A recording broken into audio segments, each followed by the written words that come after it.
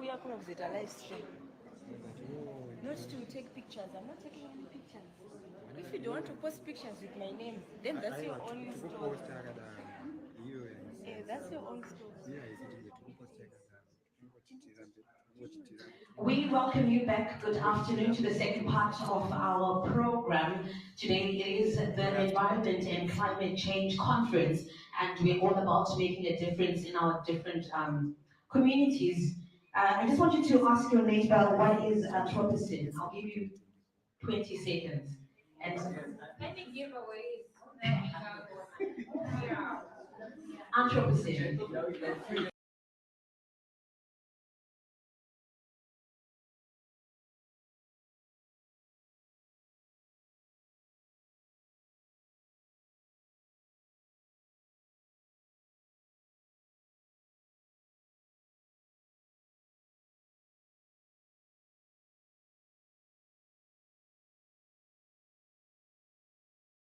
Making sense. So we got to learn today, order, comrades.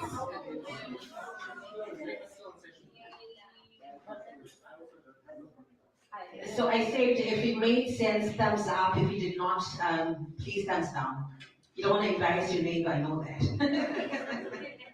So you know the hashtags, you can take pictures, and those who are catching us online, welcome back. Thank you so much. And we learned a lot in the first session of how it's important for us to have that ethical responsibility where it's beyond us, but then anticipating the risk for the next generation, and also talking of intergenerational responsibility, and how it's important to come up with African solutions to this African problem of climate change. What are we doing as a continent? And you're not just depending on aid, and we also added a P to the aid and said we want to get paid, right? Yes, yes. So we continue this session where we are centering on sharing best practices on environment and climate change. And I will invite Dr. Mataruse to lead us in that session. Let's put our hands together for the course director. Thank you. We have two presenters in the next session. The other one has already been presented by the UNESCO representative. So I'll ask Mr. Obed Wore from the Zimbabwe Environmental Law Association, ZELA, to come and speak on the establishment of environmental courts in Zimbabwe. The theme in the session generally is sharing best practices of environment and climate change. And we give him a round of applause. A bit about him, I know he is a Chinese research fellow at ZELA. So you can have conversations about what China is doing in Zimbabwe in terms of the environment.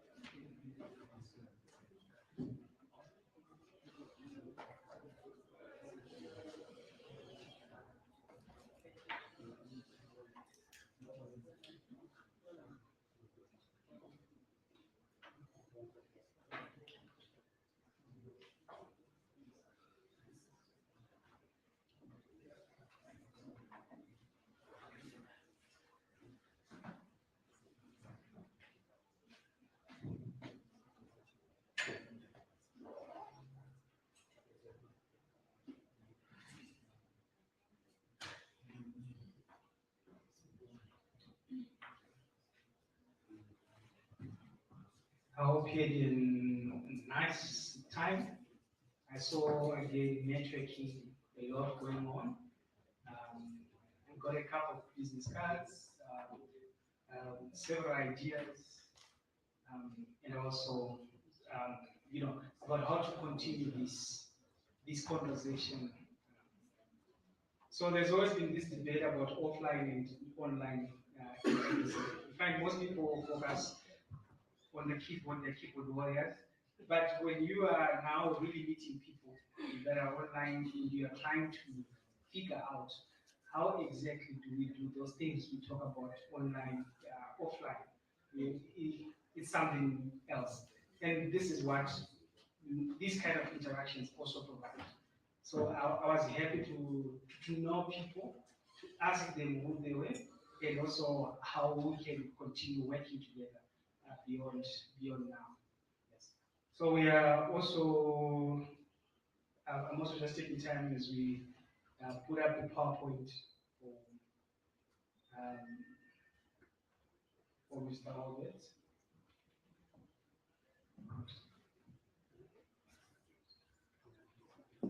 Okay, so he's going to start.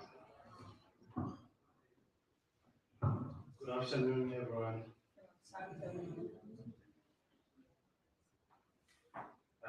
Dr. Mavis said it's taken a bit of my time, so I think I'm going to take maybe 5 minutes from the 10 minutes that I'm going to speak to you. So yeah, as he has indicated, I'm here representing Zimbabwe Environmental Law Association, which is a public interest organization that seeks to promote environmental justice in Zimbabwe and Southern Africa. So I'm supposed to talk to you about establishment of environmental courts in Zimbabwe. This is a very interesting subject because I think what we are noticing, I think I'm going to tell, and the arms that we have in government, which actually are supposed to play a role of ensuring that the environmental justice are not doing that. So as you can see, I put up a quote from our previous discussion before lunch, when the honorable member indicated that as long as Parliament is unbalanced, expect nothing from Parliament. So that means we are faced with a dilemma here. Where else can we run to if Parliament can't do anything? Right?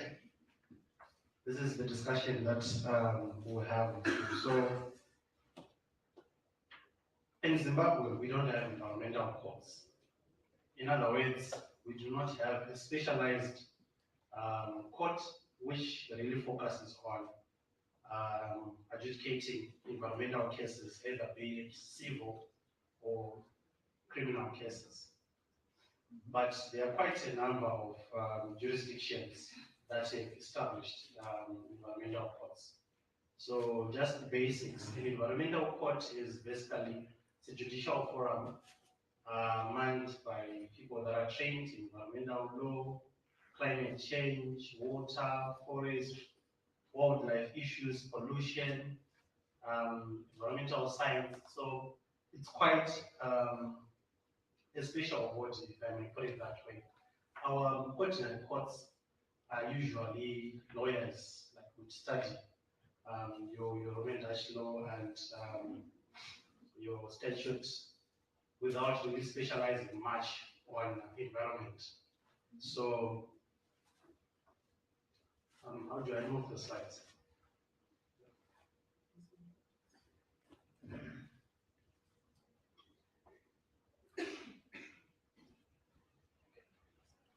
So, as I was mentioning, an environmental court is a judicial forum for adjudicating environmental cases. And I mentioned be it civil or criminal. Civil, for instance, someone mines and they do not have a mining license. That's a criminal case in terms of the Mines and Minerals Act, right? So, an environmental court will be instrumental in adjudicating such a matter. Civil matter, for instance, the community we have had from the previous discussion, communities being displaced to pave way for a development project. And the community requires some form of compensation because they have lost land, which is obviously giving them livelihood. And such a matter would be categorized as a civil matter, which would need to be dealt with by a specialized court. Right. So, by nature, environmental courts are established either by statutes or acts, still the same thing. So, in other words, Parliament would come up with a piece of legislation which says, for instance, Zimbabwe Environmental Court Act. Right? So, that act would stipulate the kind of jurisdiction that the court will have, be it whether it's an appellate body, or it also has the court of first instance. In other words, this is the first port of call that you approach when you have a case, and it also have an appellate division that will deal with appeals. So they range from different established forums that may be independent. In other words, they operate on their own. It's like a court. We have the Supreme Court here. I'm sure most of you know it, and the High Court. So we set up the infrastructure for this environmental court, or it can be a court within the existing ordinary courts. So within that existing court, what we have is a specialized division of judges that are trained to deal with environmental cases, because environmental law is very diverse, and most lawyers, I'll tell you, do not really understand most of the fields that are related to environmental law. Like climate science, this is a very new area, and I'll tell you, there is no subject in law school that teaches lawyers climate science or climate change, right? Wildlife, another area that most lawyers also not understand, issues to do with poaching, illegal wildlife trade. Pollution comes with a lot of science, measuring how much in terms of allowing for emissions that are emitted whether into the environment, be it water, waste and stuff like that. So because these are specialized divisions, an environmental court is very imperative. So this is just, can you move the slide? I'm showing you a map of countries worldwide that have established environmental courts. I think the driver is a bit slow. Apologies. Anyway, value addition. What value would we get from environmental courts? So, environmental courts would promote environmental rule of law. In other words, we are saying all actors would comply with environmental laws, and they are very broad. In Zimbabwe, we've got Parks and Water Act, we have Water Act, ZELA Act, Forest Commission, Communal Lands Projects. There are so many different pieces of legislation that relates to the environment. And we heard from the member of parliament saying there's a climate change bill that is also coming up. All that would need some form of court that will be able to interpret what the law actually says when someone's rights have been violated, issues to do with remedies. What kind of remedies are fair when someone has been displaced from their land that they that they farm to allow the Chinese to come and mine Libya? Anyway, another thing that is more important for value add is the quality of life where people are able to live in a clean and safe environment. We know that Section 73 of the Constitution provides the right to a clean and safe environment, right? So a court that is able to interpret that would need people that are educated environmental. So in 2018, we have a new constitution that gives us this right to a clean and safe environment. But to date, there is no court in Zimbabwe that is interpreted or applied that right. That's about 2018 to now. How many years now? 9. But we are all here talking about environmental challenges that we are facing, climate change. So we have the law, but it's not being applied, it's not being interpreted, and the court is what is there to do.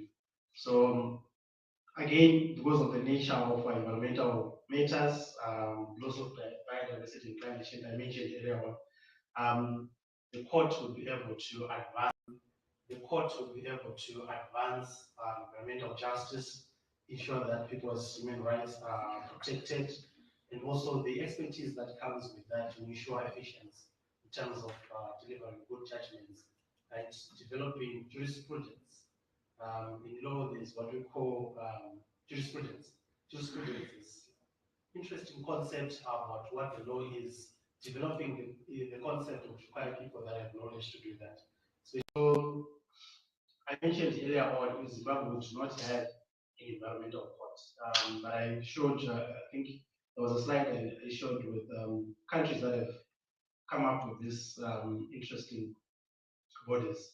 So in terms of justification, one, I think Zimbabwe really needs this interesting body because of the losses that we actually encountered in terms of biodiversity. There's also a lot of deforestation. And also the quality of life is being actually degrading as a result of people, interacting or being exposed to waste, plastic, being exposed to waste, plastic. There was my sister, they mentioned the issue of single plastics use that we have here. Everyone is exposed to plastics, right? Either through direct contact or through ingestion in one way or the other that affects our health. So another important thing that we might need to note and justify why we did this is because the courts that we have in Zimbabwe right now, most of them, they trivialize environmental and climate-related cases. So there are a couple of cases that I put up here where this trivialization is found. Instead, this is Tasmania. I think there were some guys who had done some mining activities without licenses in Mazoe. The courts, because they don't really understand the value of the environment, protection of the environment, and also how that affects people's lives. They then treat environmental cases as trivial. They're not more important. They are mostly threatening cases. But even environment is also life-threatening because we have heard from even the presentation by the previous speakers where they're mentioning issues to do with how that affects your environment. So those are some of the cases where our courts are trivializing what would have happened, and a law would actually provide in terms of sentences. Then the court would go ahead and impose a lesser or a lenient sentence. But it's important to always follow legislation. I saw there's my brother here from Emma, where they also impose certain sentences, but when a person goes to court, then the court will override that judgment by the environmental management agents. Then a lot of inordinate delays in terms of adjudicating takes longer. Those two cases, ZELA versus Angin Investments in 20, I think there was a 2009 case, which took more than 5 years to get a judgment. 5 years to get a judgment from the courts. Again, state versus Mashingo, where the city council had discharged waste into a water body and it affected the community. Then the case also took longer. And the nature of this process is that by the time you make a decision, the, the evidence that is needed to prove a particular whether the council is guilty or not would have taken long. Imagine someone is claiming that the water in a particular river has been contaminated.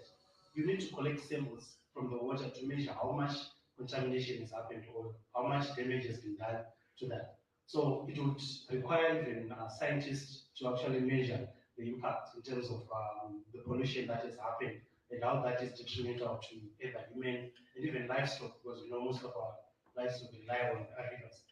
So again, in terms of capacity, I mentioned earlier on that environmental law is a broad and very diverse area, and most of our judges do not really understand. I gave two cases again involving the right to environmental, the right to a clean and safe environment, where the court does not even interpret or does not attempt when it has been given the opportunity to do so by the litigants. Then disparities in terms and inconsistencies where a judge would give or deliver a judgment which they feel for them it's fair, but the same case again, if it presented before the same court, you get a different judgment. So it then defeats the whole purpose. In law, we've got what is called precedent. So precedent is set when a particular ruling has been made, and that same ruling is followed. But there's a lot of inconsistencies in terms of the sentences that our ordinary courts are delivering. Then moving on to a SWOT analysis that I came up with, whether it is feasible for Zimbabwe to have environmental courts. Firstly, I think in terms of strengths, we have a very good constitution that clearly lays out the powers of parliament, including the power to make new courts through an act of parliament in terms of section 162. So we have got a list of courts that are established in the constitution. There are lower, higher, Supreme Court, and so forth. But there's another provision that says any additional court can be established through creation of an act of parliament. Then we will determine also the composition of what do you call them, the judges within the court. So I'll go through. There's an interesting court in India. It's called Green Tribunal, which is judges that have not even studied law, but they are deciding cases that relate to environment. So these people would have a background in forestry or civil engineering and climate. Then you have someone with a law degree, but they're assisted by experts because you cannot know everything, right?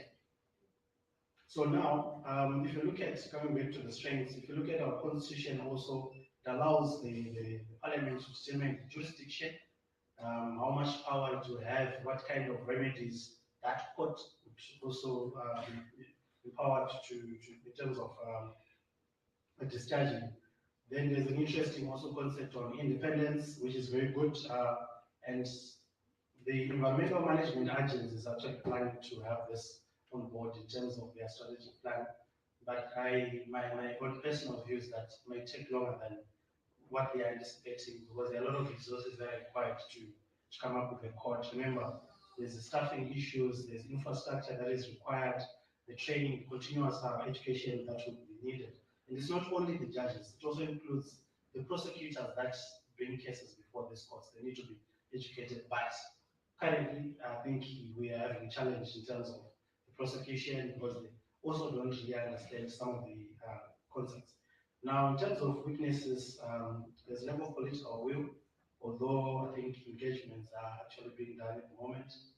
I think once the Ministry of Environment requested EMA to justify why Zimbabwe needs to establish an environmental court, and Not sure how far that has gone. Maybe my brother from Myanmar can give us an update. Then also, I mentioned the issue of lack of capacity, but yeah, the United Nations Environment Program does have programs for training judges, capacitating them, and even they do benchmarks with other countries that have come up with this.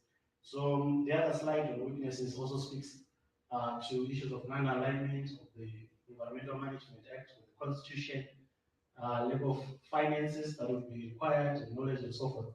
So this is just a SWOT analysis to see whether this is feasible and how we can mitigate opportunities. Currently, there's a legislative alignment process with the Constitution that is ongoing, and that's an opportunity to come up with this environmental court through that Act of Parliament I was mentioning. Within JSC, there's also a Judicial College, which can actually offer trainings to judges before the establishment of this court. It can, in the interim, hire people that can train judges on environmental law and different aspects of environment. And quite a number of people, I think, in Zimbabwe do have this expertise. In terms of threats, they can judicial capture. I think the nature of cases that are deemed environment sometimes would involve big multinational companies like Chinese, and there's room for state capture. That can really happen where you find a case taking 5 years and people are actually destroying the environment or a community has been displaced. Then the law enforcement agencies, the police also need to be educated in terms of gathering of evidence, because it's not a prosecutor who gathers evidence. The police themselves should do that. It took my 5 minutes. Anyway, so there are some factors that I think are important to ponder and characteristics. I'll move to the last slide since I don't have much time. So the status and authority is an important element. If you are coming up with a court, we need to determine what kind of status we are giving it in terms of whether it's an appellate body or it's at a community level where the community can easily access having a magistrate with that. Then knowledge and expertise and competence is also an important element, which is vital for its functionality.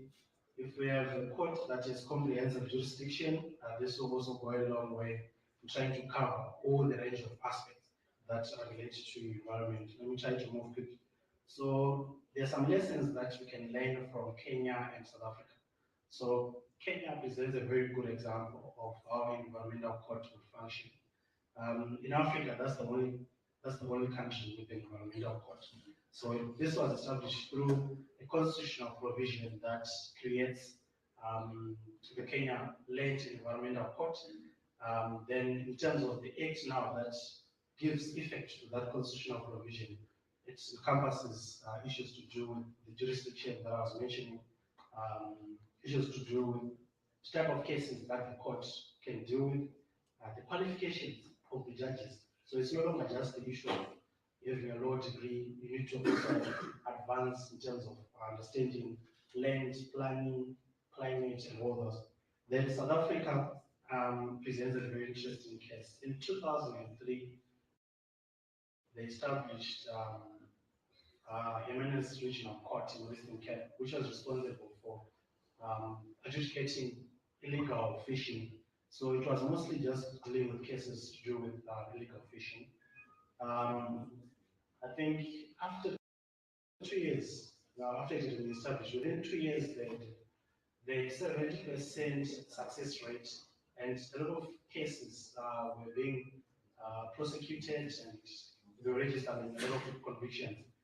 However, I think around 2009, the then Minister of Justice thought that this body was very cost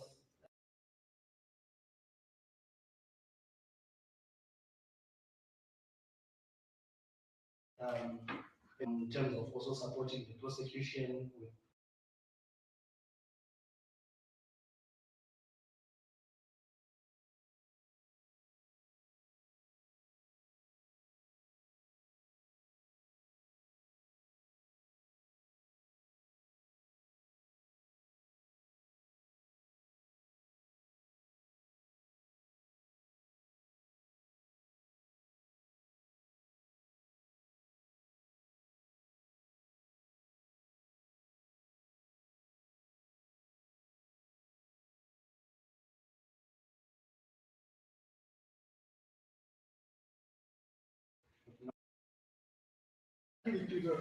Yeah, so thank you all for that.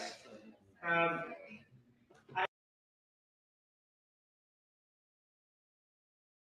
I initial quotes, yeah, yes, because I think the issue is that these things are specialized. They are specialized. You just can't come from the street. And suddenly you're talking about environment.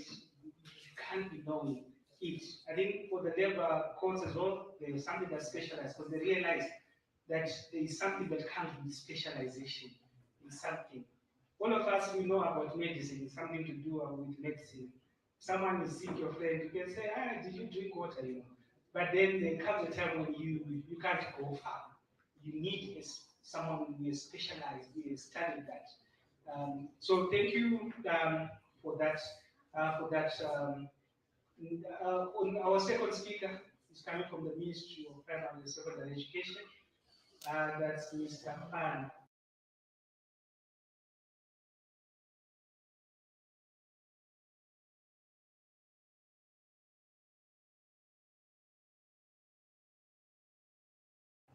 Mr. Fana. Sometimes I have to Google and pretend like I now know.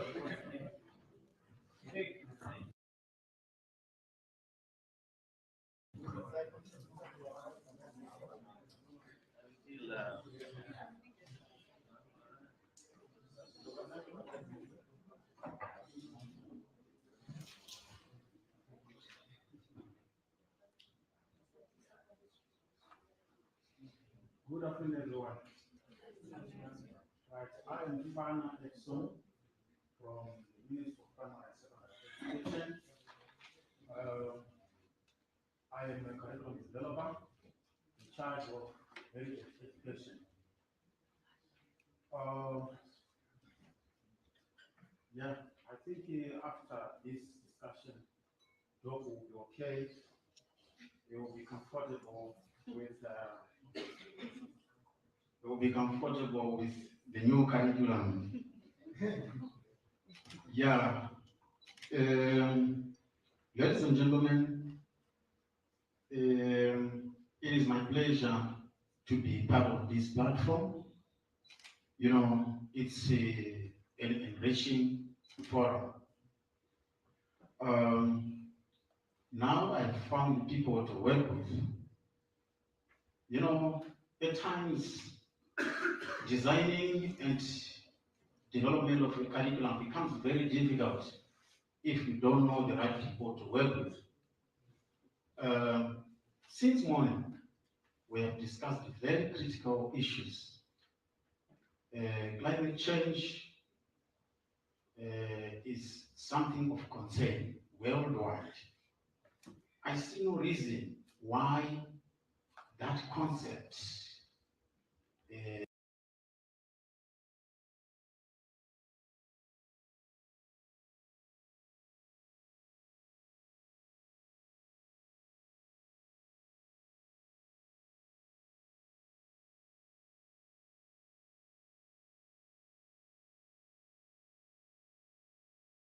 risks for the environment, the economy, and the well-being of our societies. It has negatively impacted on human life, and it has become a global crisis. Worldwide, people are searching for working solutions to the climate change crisis. Effective solutions require a collective, concentrated effort of all.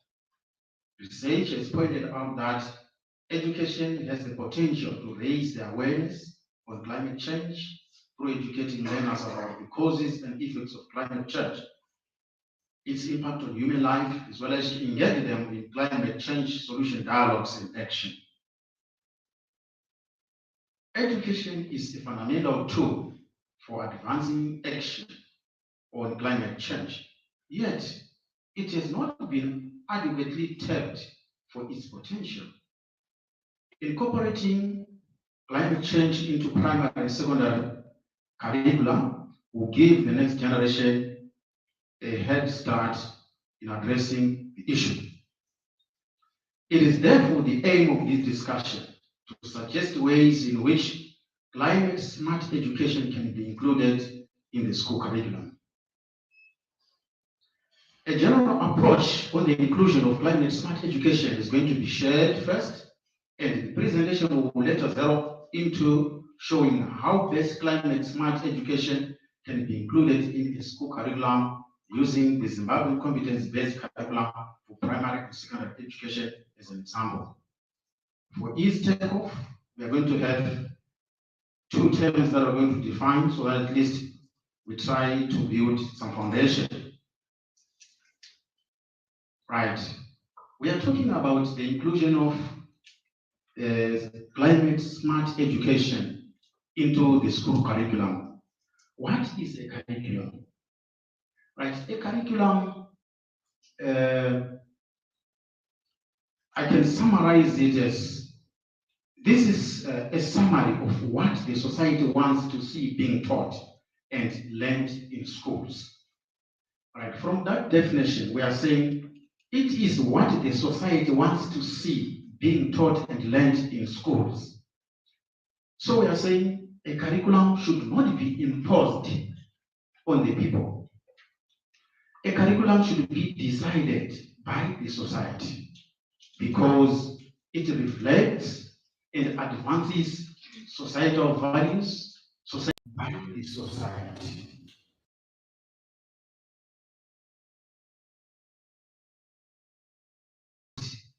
Schools to teach.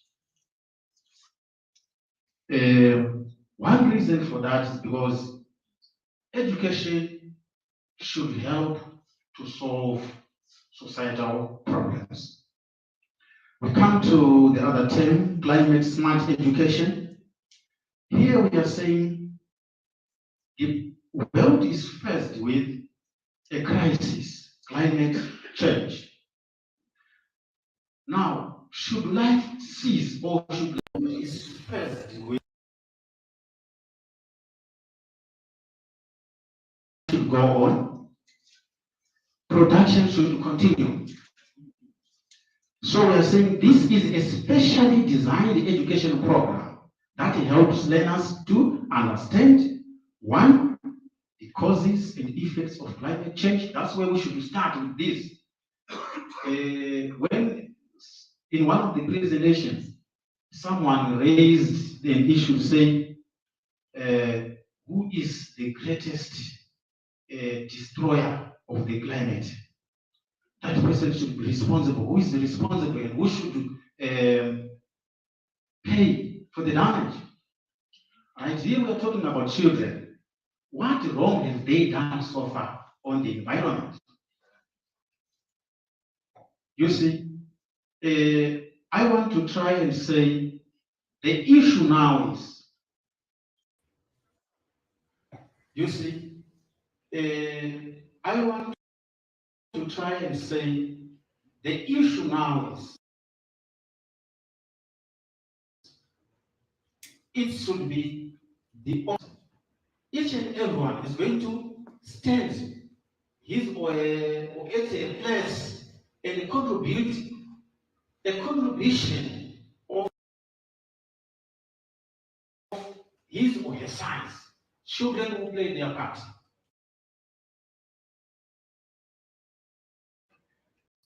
Those in Europe are going to play their part. We have to come together and try and solve this problem. Together, I know we are going to conquer. So we are saying this program is made for the children, and we have to prepare them. We start at the course. Together, I know we are going to conquer. So we are saying this program is made for the children, and we have to prepare them. We start at the causes and effects of climate change, its impact.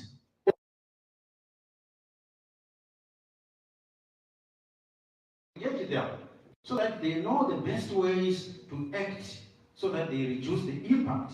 That's the mitigation and adaptation, so that they craft and devise methods to minimize the causes and effects of the climate change. Now let's move on to the approaches that we can employ as we try to include climate smart education into the school curriculum. There are several approaches that can be employed to include climate smart education in a given curriculum. This discussion basically dwells on three approaches, which are whole curriculum approach. Number two, inclusion of content in related subjects in the curriculum. Then number three, coining of a standalone subject. So the three approaches: whole curriculum approach, inclusion of content in related subjects in the curriculum, and then that of coining a standalone subject. Right, whole curriculum approach. This refers to a situation where all the learning areas or subjects studied at school are made to speak to the issue of concern. And in this case, we are talking about climate smart education or climate change. This can be coined as a curriculum philosophy. If we are to go the whole curriculum approach, the best way is to coin a philosophy which guides that education package or that education program. For instance, in Zimbabwe, primary and secondary education, higher tertiary education, science and technology development, they are driven by the philosophy of Ubuntu. This one is an African philosophy. It's a moral philosophy that also helps someone to conduct themselves in an acceptable way. Someone was asking in the morning to say, is that morally right? With the philosophy of Ubuntu guiding an education program, you can still score because people will be guided by this principle. We can also have a philosophy like heritage-based. We have the higher tertiary education, a program is guided by that philosophy.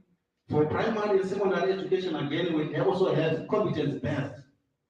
I still remember some time around the 80s up to early 80s, there was what we referred to as education with production, where everything that was being done in the school system was driven towards production. So we can still approach the introduction or the inclusion of climate smart education in the form of such philosophies, so that it affects the whole curriculum. Those that are doing English, those that are doing mathematics, those that are doing heritage studies, geography, agriculture, and everything speaks to this philosophy, so that by the end of some marked time, at least we'll be able to realize some achievement. In this case, each learning area will afford the learner an opportunity to interrogate how the studied area can impact on the issue of concern, that is smart farming or climate change and other things. For example, in agriculture, engineering, and other sciences, there are some substances which learners use, and there are some emissions which may occur there, which can cause climate change. Learners will be able, we will be aware of the potential harm that their discipline has on climate, small or big, and how the discipline can help to curb and reduce the causes of climate change in line with their discipline. In the syllabi, there will be included content and learning activities, projects that will help to impart into learners the skills to deal with the crisis that the society is facing. If education reaches a person at this level, it will prepare him or her for the future in the career and life in general. This method applies well at a time when a country, a school, a college, or a university is reviewing its whole curriculum. So we are saying this approach, whole curriculum approach, is possible, is workable with at a time when an institution, a country, is reviewing its whole curriculum. You can't apply it anywhere, anytime. It needs a time when the institution is reviewing its curriculum. right? When we talk of inclusion of content in related subjects, we are saying here, the curriculum experts come together, then they look for learning areas in the curriculum which have got related content.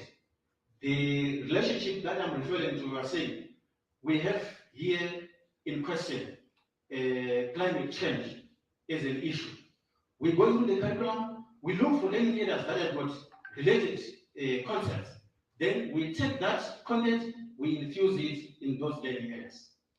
Then we come to this third approach where we are saying coining of a completely new learning area. Then we introduce it in the curriculum. We are saying here, the developers of a curriculum, they come together, they agree on the content which they want to package in their program. Then they coin a name for a learning area, then that learning area is introduced in the curriculum.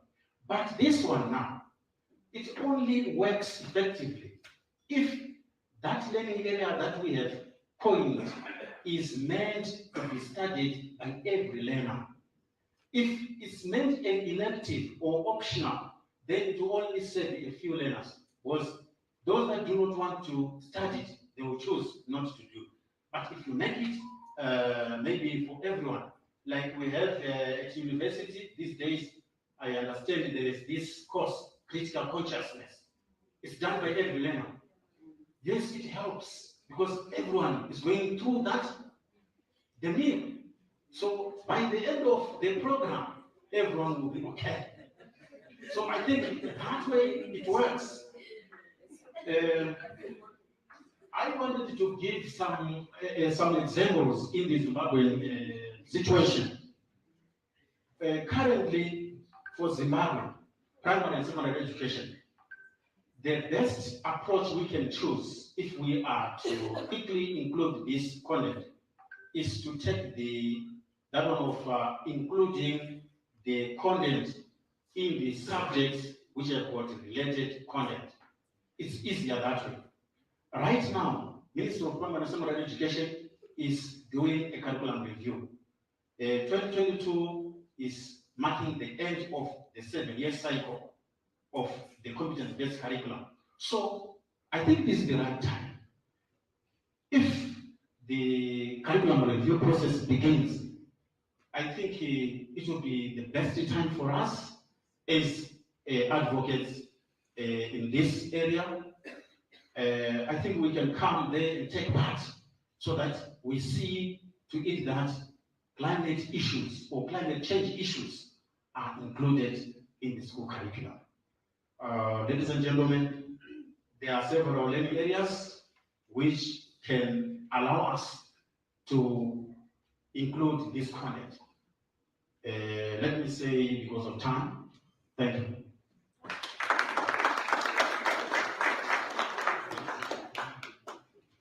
Thank you so much, Mr. Edson Fana. I just love how pragmatic this approach is of including it in our curriculum, not for us to then bombard them with information to do with climate change at a later stage and they won't have an appreciation.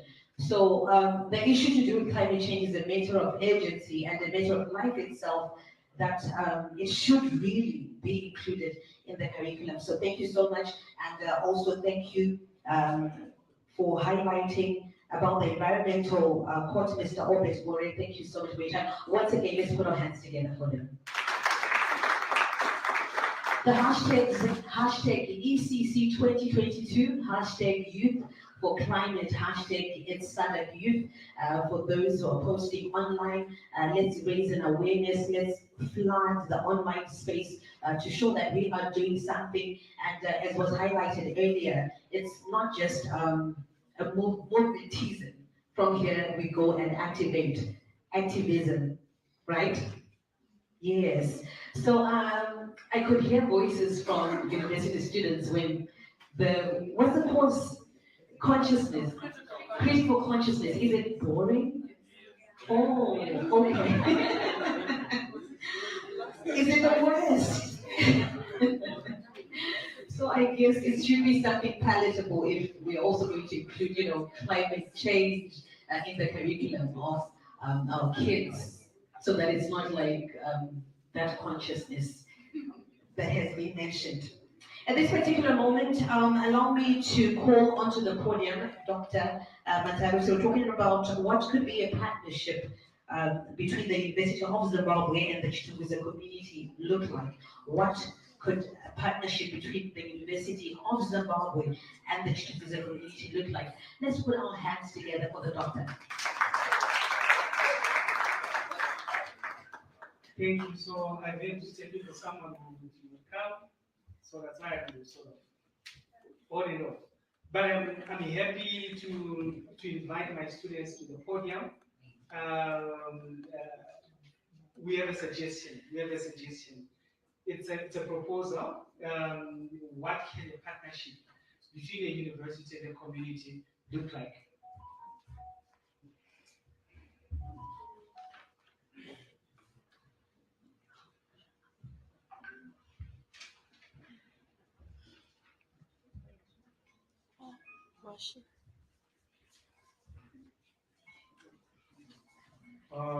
Okay, fine. So what's happening is my students can hold on for a while. Yeah, and we have a special request. There are some people that have to leave, so they are coming from the next session. So I will prioritize them. Yeah, as our guests and as my students, they will understand because I understand. So I'll call upon the facilitator for the next session, Dr. Brenda Chanthalangsy, to come and facilitate.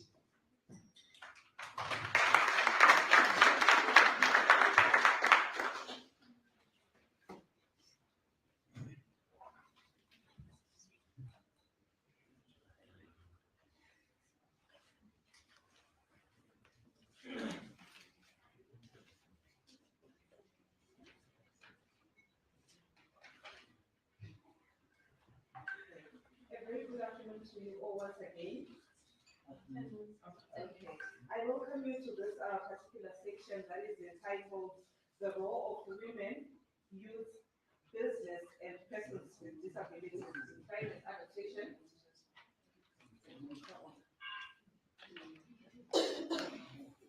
In climate adaptation and mitigation challenges and solutions. So I'm going to call the first presenter, who is Salidu Ranube from the Women's Coalition of Zimbabwe.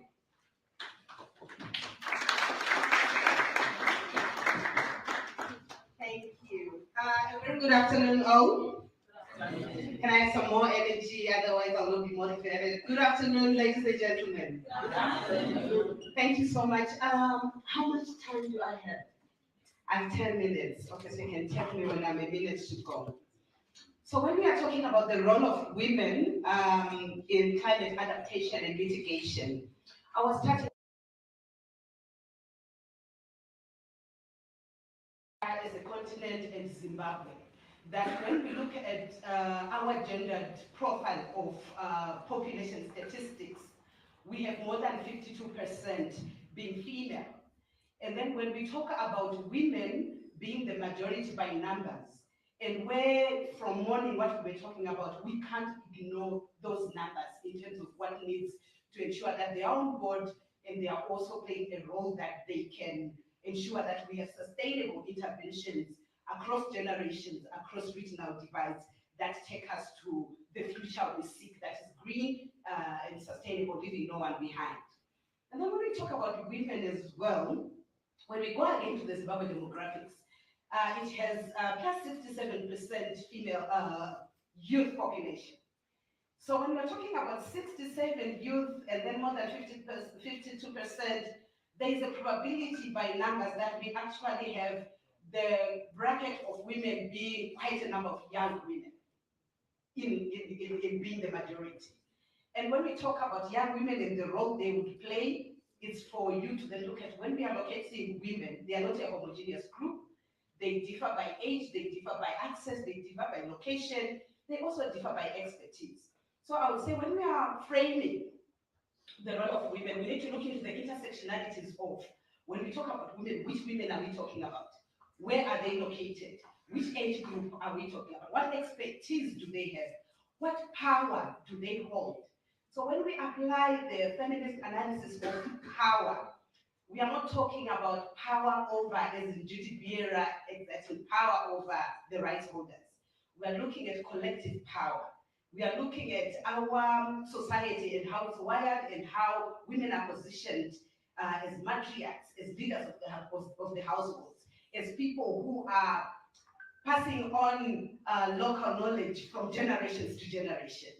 We are looking into 70% of women being the ones who are living in rural areas and being the ones who are actually working on the land to sustain our food fiber. So when we frame women, it then means when we look at women, we need to look into those intersectionalities of the identities of who women are. Then we can look into what power do they have and what role can they play. Come to Zimbabwe profile. We have women who are in cabinet. So if they're in cabinet, it means they have a decision-making obligation to ensure that decisions that are made every Tuesday in that cabinet meeting, they need to ensure that it is responsive to the priorities that speaks to climate adaptation and mitigation. We have women who are parliamentarians in different portfolio committees. They also have to play the parliamentary role of legislative oversight and represent the priorities and aspirations of the population. We have women who are traditional leaders. So when we look at our indigenous knowledge systems, we may not have framed it in language as climate adaptation and mitigation, but they are practices that have been passed from generation to generation, which would safeguard or would sustain the environment. So there are historical practices in our traditions, in our culture, in our practices, that women in the traditional leadership panel, whether it's a village head, it's a chieftaincy, because we also have women chiefs in Zimbabwe, they need to play their role to ensure that they connect the cultural aspects. Women as religious leaders, they also need to play their parts to ensure that they use the following, their fan base and all that. Women in the creative sector, they have a huge fan base. So beyond entertainment, they have a role to edutain people so that they break down the complexity of messages, call to action in a creative, whether it's theater, music, poetry, to ensure that they contribute to that. We have women who are experts in the civil society, social movements, advocacy work. So their role is also to become that glue that facilitates for collective action, advocacy, influencing, research. Then women in their individual capacity as rights holders, they have a role to speak out when they because when we're talking about emerging issues, emerging nuances around climate adaptation and mitigation, they happen everyday through experiences. They are not in any vault of information. So as we experience, we need to speak truth to the realities of what we are observing, just the shifts we are noticing in the environment, so that they need to speak out. Where there are variations, marginalizations, opportunities, ideas, we need to create an enabling environment so that women can share their expertise, share their experiences, share their perspectives, share their ideas. And then when we go also on issues around what could be the challenges, I would say we have lack of representation in leadership structures from community level to national, regional, and international level when it comes to issues around climate, adaptation, and mitigation. We also have technologies that have not been designed in a women's rights responsive manner to make it easy for women in their diversity to access. We already have a gender digital divide. Then there is also need for ensuring that the data that exists is sex disaggregated, because sometimes when we use a blanket approach to explaining impact and realities, we miss out the diversity nuances that comes with women's experiences.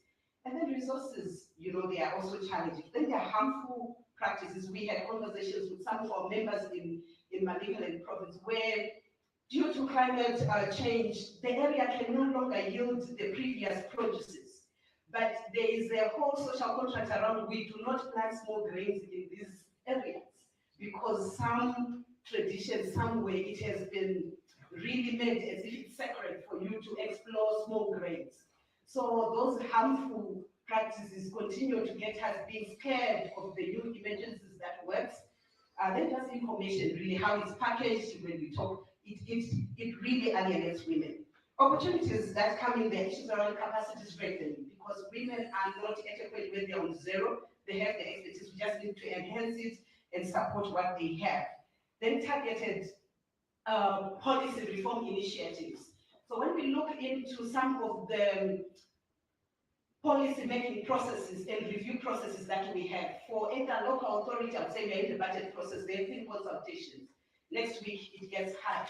But preparing communities for informed participation and meaningful participation is really an opportunity that we could also explore and work on together. Raising awareness to duty bearers, advocating and promoting participation of women in their diversity, then being intentional in designing tools. Because our duty bearers, mostly those who are politically appointees, they are elected into office and appointed into office.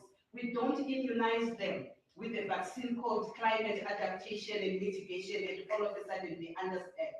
So there is a need for deliberate investment. Women's Coalition of Zimbabwe petitioned the parliament around just an update on where are we at.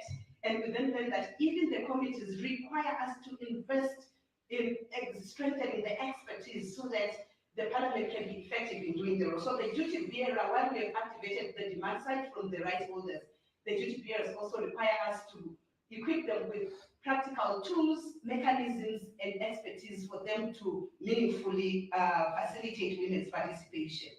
Then we already have existing platforms. We are all organized. We have been organized as communities. Everyone has a role to play. So it's around us building on our collective power wherever we are placed, moving together, because there is no winner in a losing team. We also have, in terms of the last part, how can we collaborate to create a positive impact in addressing climate change? The starting point is we need to engage with each other.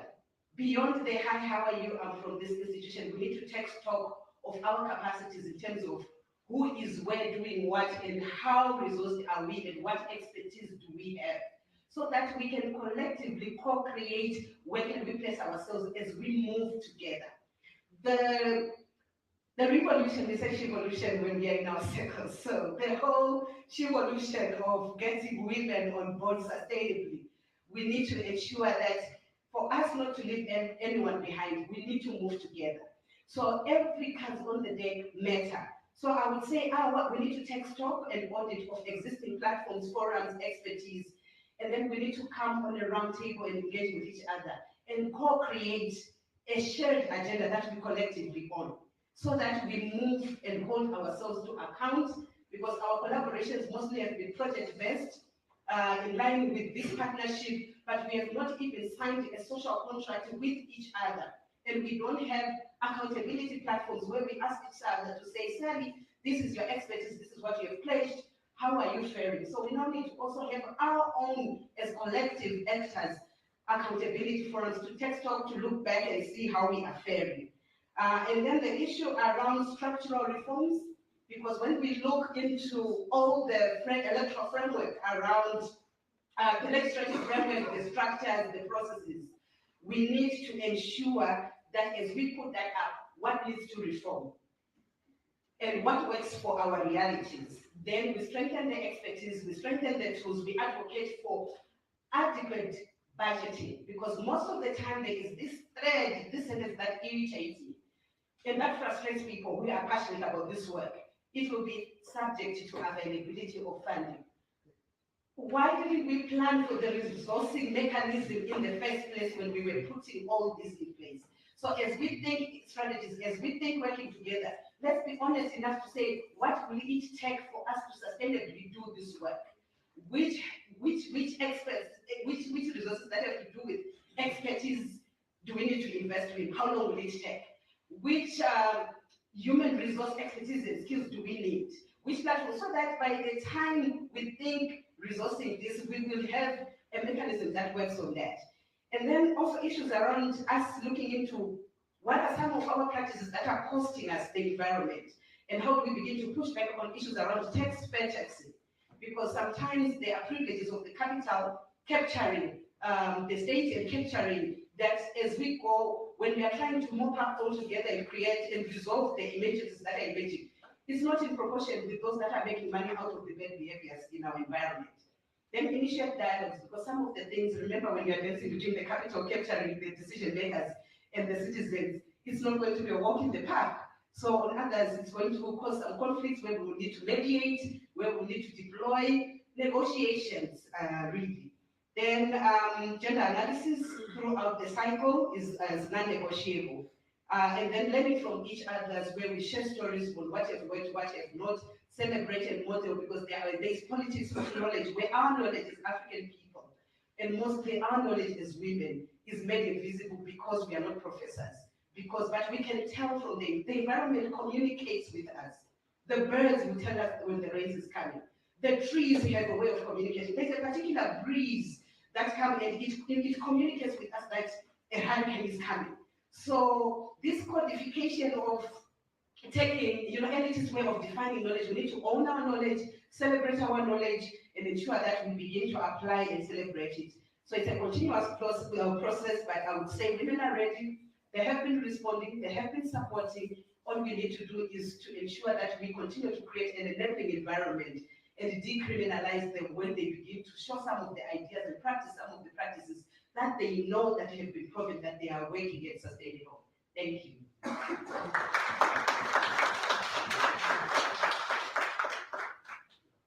Okay, thank you very much, Sally, for such a beautiful presentation. No. Okay, someone is already suggesting that Sally should be the president. All right. I'm going to call upon Kenya Chifamba to give us our next presentation. She's from Chanthalangsy. Can we put our hands together for her?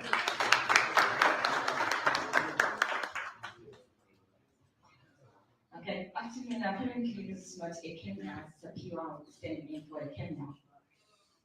Okay, yes, speaking on the role of women, youth, and the business, particularly I'll focus on the type of target that we focus on, which is the youth and adolescent girls and young women.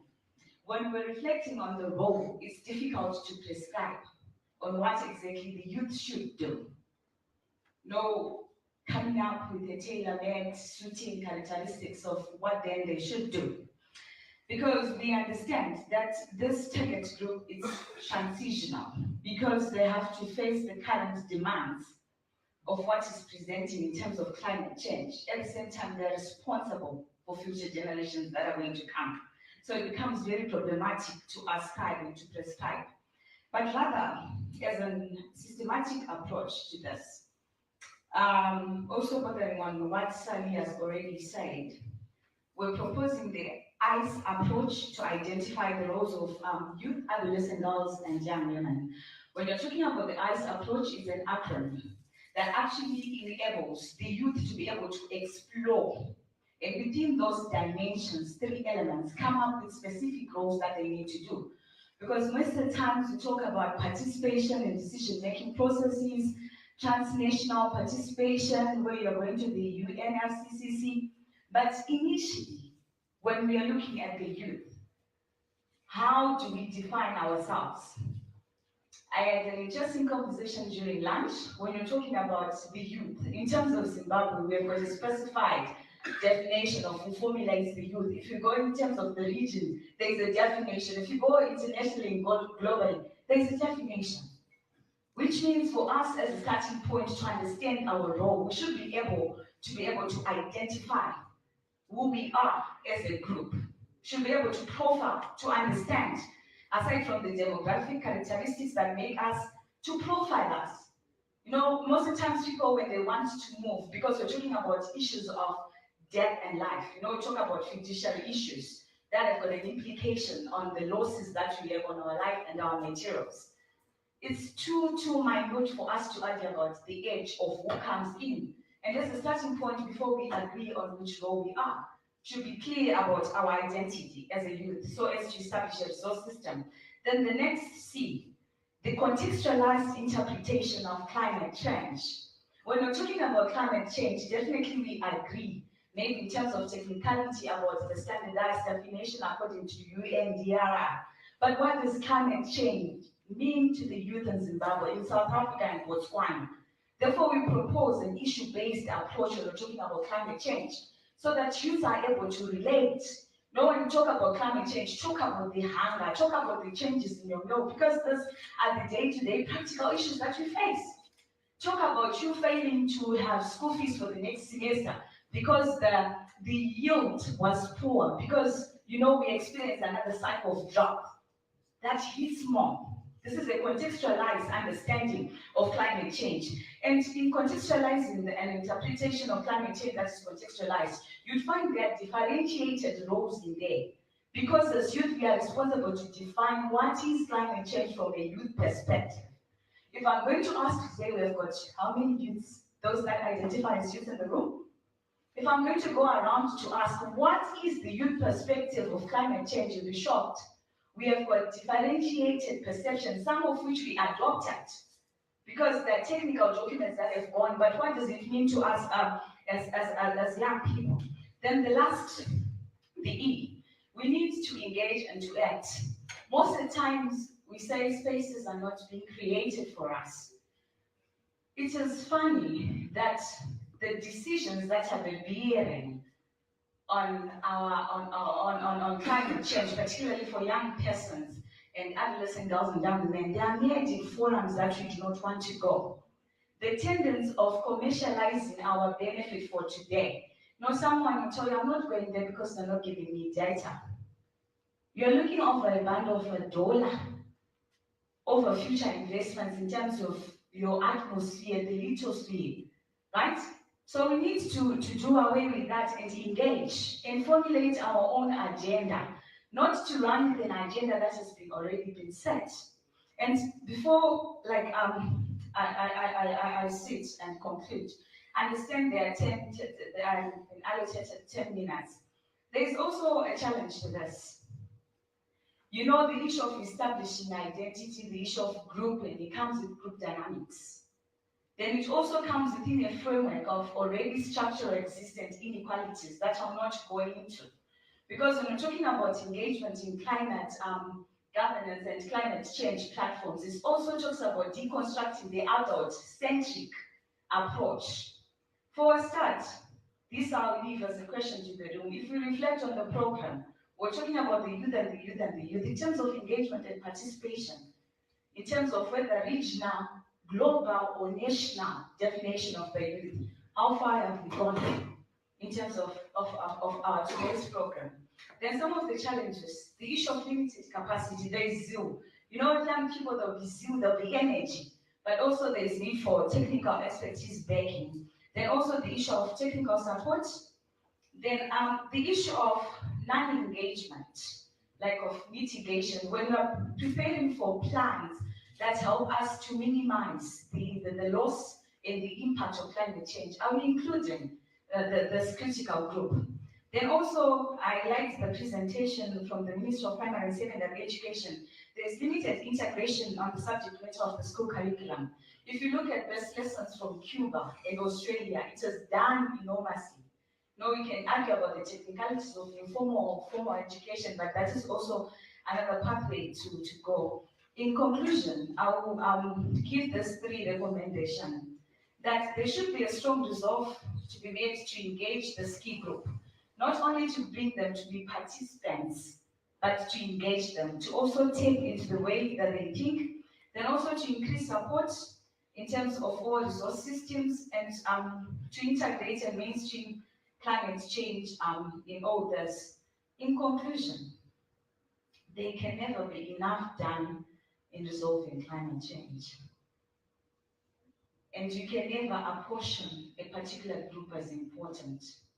Let's include all, including me. Thank you.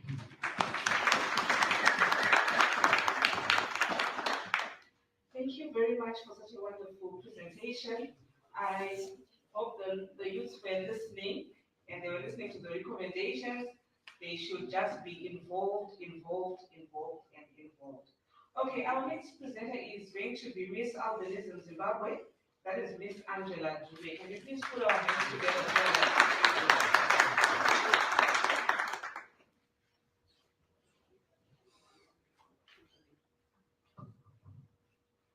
Good afternoon to you all, ladies and gentlemen.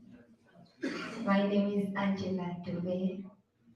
I'm actually honored to be part of this wonderful conference because it is an opportunity for me to be an advocate for people with disabilities. And I'd like to thank the Southern Africa Youth Forum for this opportunity and honoring all the delegates here present. As a food science and technology student, we are always tasked with informing people to eat healthy so as to live a longer life. And if we want to have our perfect earth, then we also have to take care of this earth as we take care of our health. It is estimated that about 1.4 million people in Zimbabwe live with disabilities. And living with a disability means that you have a limitation in parts of your body or mind that makes it more difficult for a person with that condition to do certain activities and interact with the world. So, as people with disabilities, no one can represent us except us, because we know who we are. We know ourselves better than any other person. So we need representation in every way that we are, because climate change doesn't affect anyone, just anyone, but it affects all of us, including people with disabilities. So people with disabilities must be represented even in conferences like this, whereby we're paving a way for climate change. So representation mustn't only be in conferences, but it must be everywhere that we go, because no one can tell our story better than us.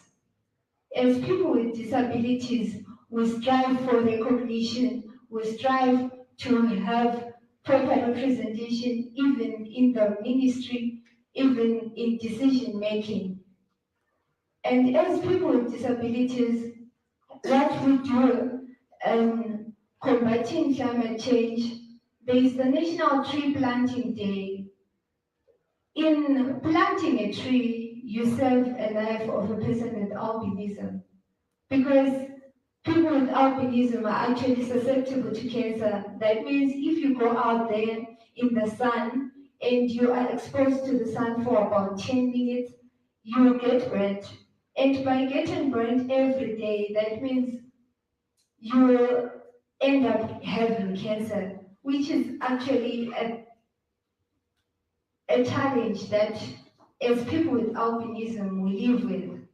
Therefore, climate change is actually necessary. It is necessary to tackle issues concerning climate change as people with disabilities, because we are the most affected. As people with disabilities, we also seek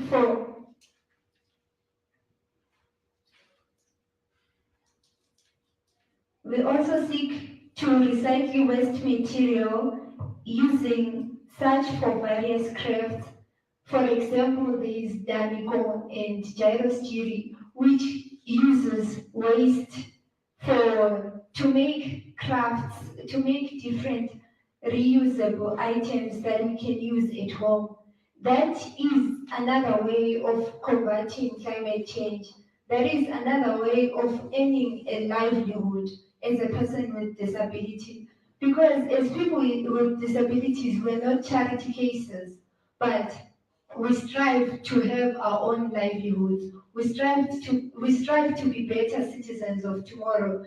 So in everything, as with making crafts, continue supporting people with disabilities, because for them to make those crafts, it's not only just to have changes for climate changes only, but it's also as a livelihood for them. It's also for them to have a better livelihood and to afford their needs.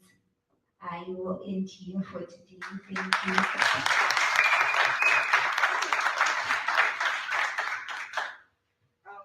like to thank Ms. Aldeniz of Zimbabwe for such a beautiful presentation. Let's continue supporting people living with disabilities, and let's continue involving them in this climate adaptation and mitigation agenda. Our last speaker for this session is going to be Dr. Kuzanani Vera from the Institute of Entrepreneurs of Zimbabwe. Can we put our hands together for him?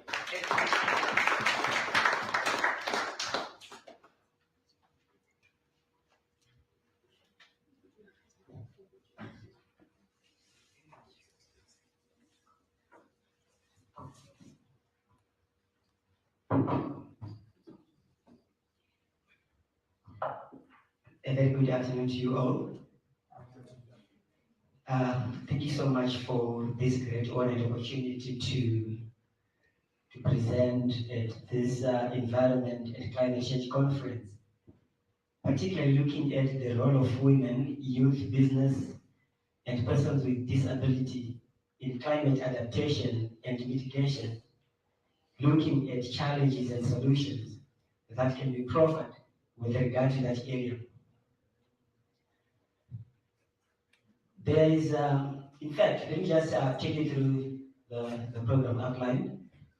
I'll briefly introduce the subject matter and talk about the role of women, youth, business, and people with disabilities. But my main focus, since much has been touched by those that have spoken before me, and in the interest of time, my focus will be on the business aspect or the mitigation aspect of climate change. There is this, what can I say, misplaced statement or unqualified statement that youth are the future. Youth are the future. When we say youth are the future, the majority of our youth are then taking a backstage, waiting for that which is called the future to come, and then activate themselves. What are they going to be doing now? Youth must not be called upon to represent themselves, but they must force their way in. In everything that has to be done now, if youth are not involved, then there are some people who are going to be deciding for your future. So I'm calling upon every youth today that you need to take the center stage now on everything that happens in this world or this planet Earth, because it's going to determine how your life will be tomorrow. We don't want to just proceed it. So every life on Earth depends on the availability of a safe and secure environment. Every life on Earth depends on a safe and secure environment. And it is our collective responsibility to make sure that kind of environment exists. Climate change continues to impact negatively on our environment, and you can't just sit back and watch. We must inevitably take action. Whose action? Do people in Katerere, down in Yanga, in Kazozo, know about climate change? I'm happy that it has been mentioned by the Ministry of Primary and Secondary Education that it must be included in the curricula. Everyone must be ingrained in this information just from the grassroots, so that when they grow, their mind is enculturated with regards to climate consciousness. What is it that they're expected to do and not do in order to safeguard that which we live on? So the greatest challenge is the way most of the things were presented to us. There is every need to reframe our minds and get the correct discourse. When we were growing up, if you sit on the road, you develop those Boils. What do you call them? Boils. Boils, yes. But was that the reason behind that? No. And even when we were growing up at home, they were saying you don't throw litter at night. Eh? There was some funny reason attached to that. But was that the whole concept? The whole concept was no, probably you missed the bin. and litter almost everywhere. So we need to get people to understand the reason why certain things are done. Otherwise, we get the whole thing wrong. I heard people talking about the donor fund in terms of climate change. Why people understand the reason why certain things are done? Otherwise, we get the whole thing wrong. I heard people talking about the donor fund in terms of climate change. Why are we donor centric? Why are we waiting for them to give us money? Don't we have the capacity to generate money as Africans? Africa is the richest continent on the planet Earth.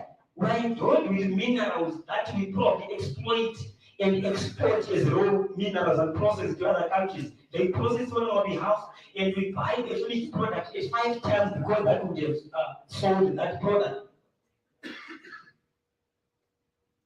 We just need to get our minds okay as Africans. Let me tell you this. We are complaining climate change and stuff, lack of funding. Can we generate our own? I've heard, let me just tell you this. We do have local authorities and stuff and complaining of sewerage works, you know those where all the sewers down there. Those things, they are emitting some gases into the space that are playing bad on our ozone layer. What are we doing about it? We have heard of biogas. Huh? Why can't we then collect that collectively? I don't know where the Harare sewer is being kept. Why can't we then have a biogas plant that collects, that uses all the human waste that's produced in Harare, Zimbabwe, or whatever, into that eco-friendly source of energy that then supplies the whole town? Isn't it a very good way of mitigating climate change? And what are we doing about it? We have policymakers, we have strategic thinkers almost everywhere.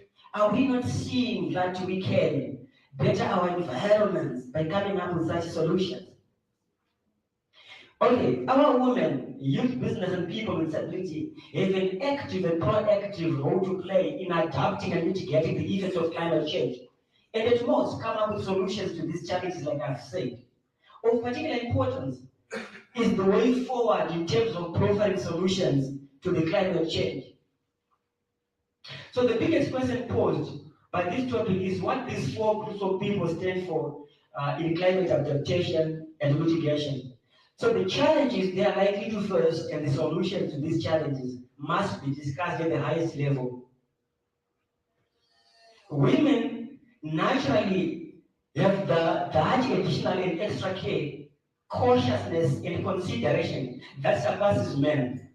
And their inclusion in things that have to do with our lives now and in the future would go a long way in assisting us in climate change. Women used to be hooers of food and fetchers of water, but they must be included now in whatever that is happening, business and otherwise, even in climate change. Because my sister here spoke about a greater percentage of women and youth. And if we then empower them, we can have better results. Our youth has been idle for some time. What are our youth doing? Are we tracking progress of the action that they are doing over and above advocating for climate change and stuff? What active steps are they making in the societies that they live? So there is every need for youth to actively participate in everything that concerns their future, including the ravaging effects of climate change. We have a greater percentage of youth in the world that has been mentioned, that when equipped with the right knowledge on effects of climate change and mitigatory measures that they can partake on, we can have a better world. Those with disability, let me say, and you know it, disability does not mean inability. Likewise, people with disability have the right to everything without discrimination based on what they are.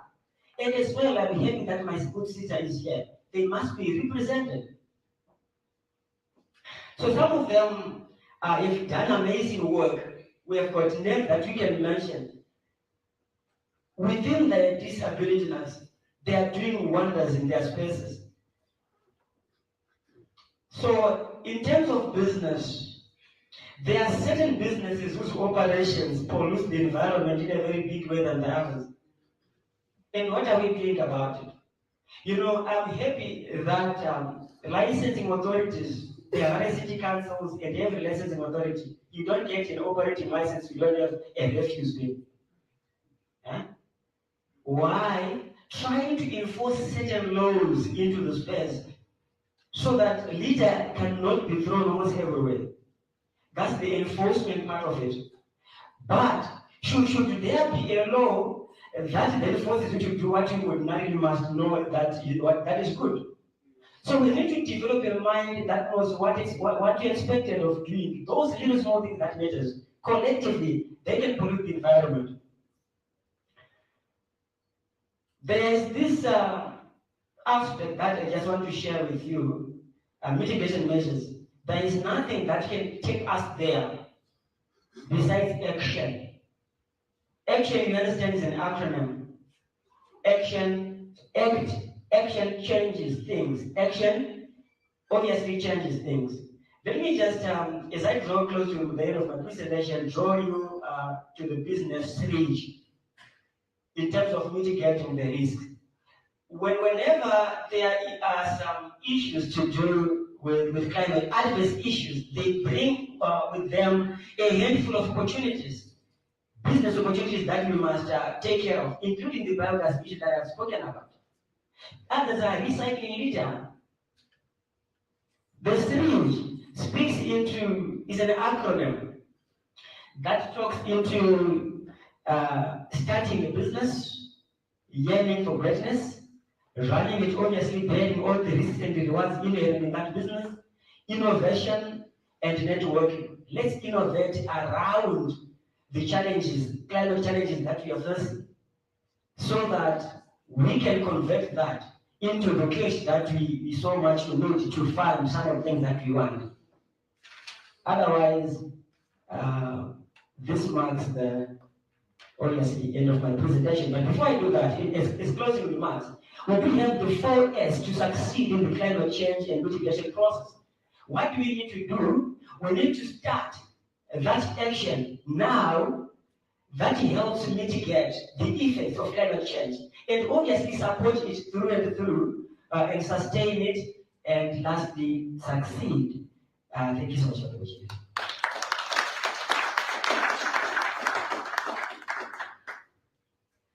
That was a very beautiful presentation, Dr. Fana. Thank you very much.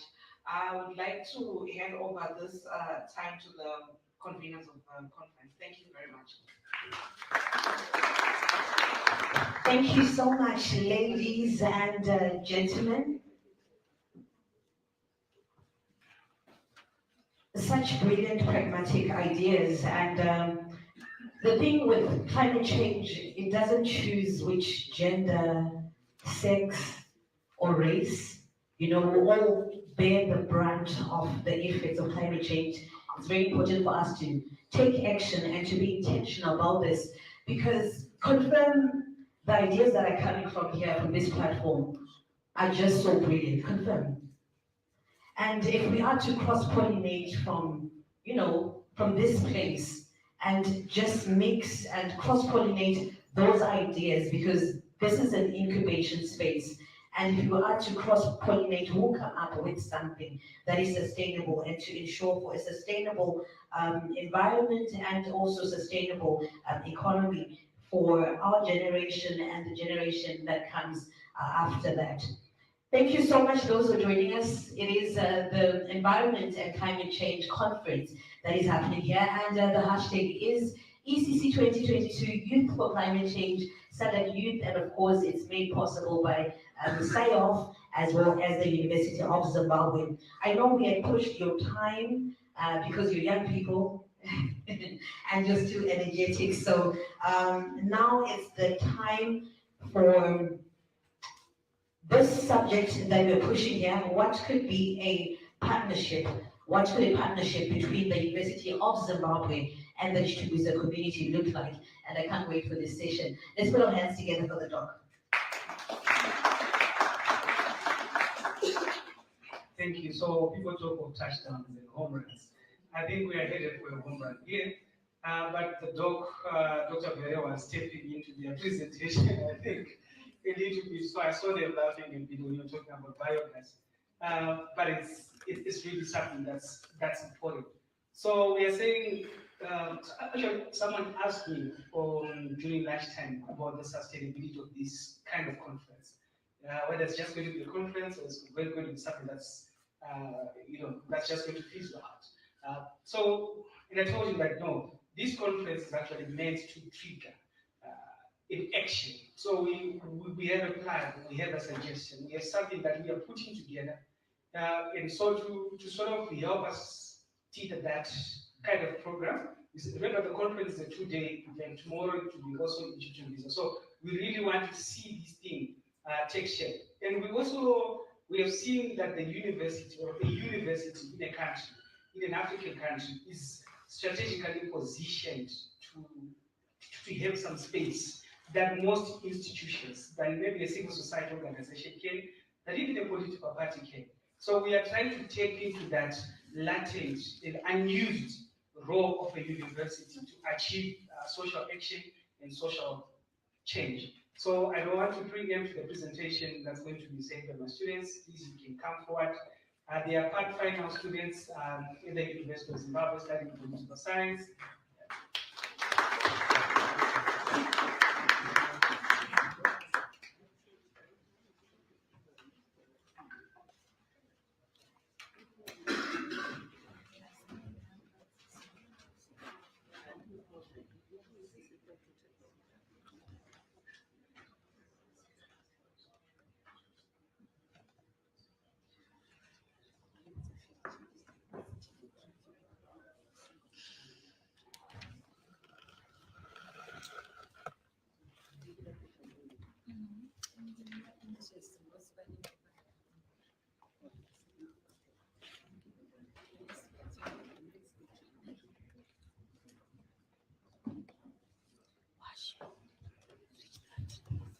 Afternoon.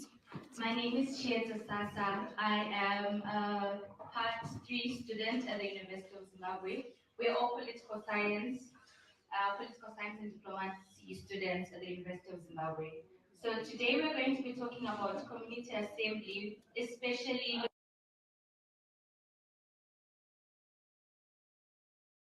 a lot of people have been talking about ways we can curb climate change within our community on a micro level. So I'd like to start talking about defining what community assembly is.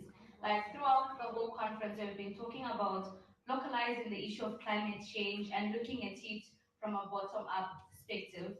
This is what the Community Assembly Initiative seeks to achieve.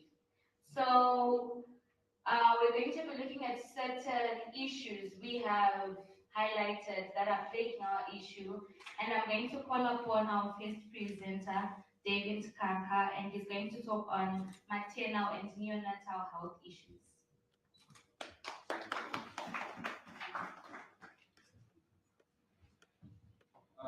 Habari za mchana. Bonjour tout le monde. Salutations of the day to you all, ladies and gentlemen. Standing before you is David Kaka. I'm actually an aspiring political scientist and a young leader in the making. Here to articulate on the aspect of maternal and neonatal health in correlation to our community assembly agenda in Chiware. A prominent physician by the name Leona S. Wayne attests that in order to improve maternal health, we have to focus on improving all women's health and access to care, not just during the labor and delivery, but just before and after pregnancy.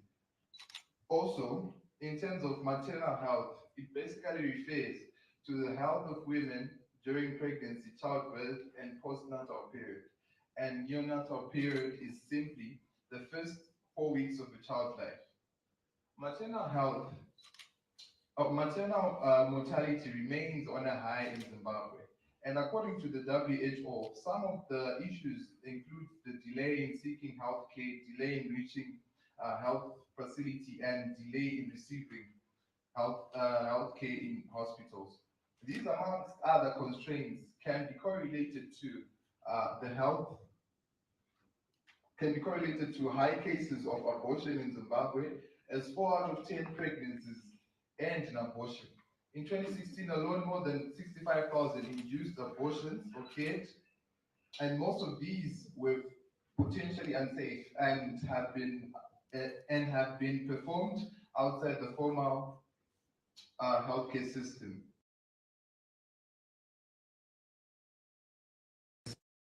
leading to the high increase in maternal mortality. As it is estimated that one woman out of every 3 was married before the age of 18, which is very, very saddening. And another major problem leading to maternal mortality in areas such as Chichunguiza community is on the deficit of equipped mental health professionals in the maternity wards, as it is a very traumatic aspect to some women, especially first-time mothers.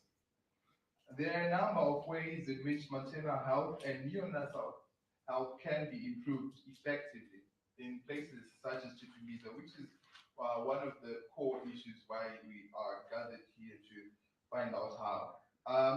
It can be improved through introducing free access to healthcare, because in some developed countries, they have the aspect of free healthcare, especially to women.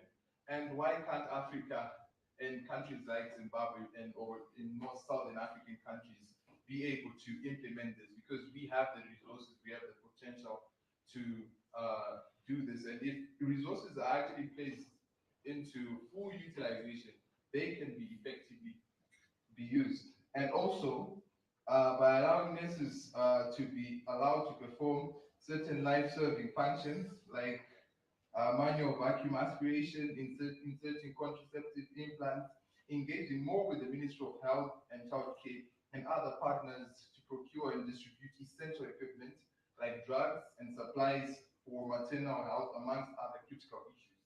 So it is very also vital to know that there is need for us as citizens, us as different partners and stakeholders to be able to engage with the running government and the Ministry of Health in order to come up with initiatives that can effectively deal with the aspect of maternal health challenges in areas such as Chichunguiza. So, ladies and gentlemen, before I take my leave, I only have got one request. And this request, I hope I have your attention, is that we continue to enjoy this amazing program. And we make sure that this program lives within us, and we make sure that it is a program that will not just be theoretical, but will be put into action. And going into the day 2, hope to see most of you guys there. Once again, the name is David Kanka. Merci beaucoup, Shishini, and Asante Sana. Thank you.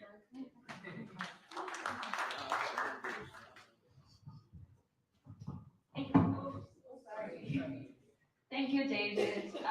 He has highlighted very crucial points that are affecting women and children in the community. So just a brief rundown, he talked of maternal health and neonatal care, he talked of abortions that are plaguing our society and early child marriages. And one might ask, what does this have to do with climate change?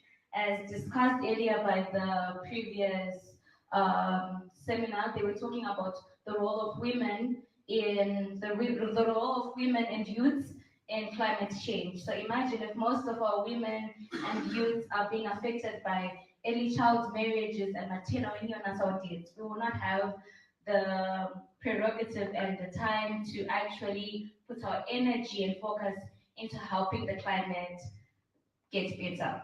Our next presenter is going to be Tapiwa Katene, and he is going to be talking on waste disposal.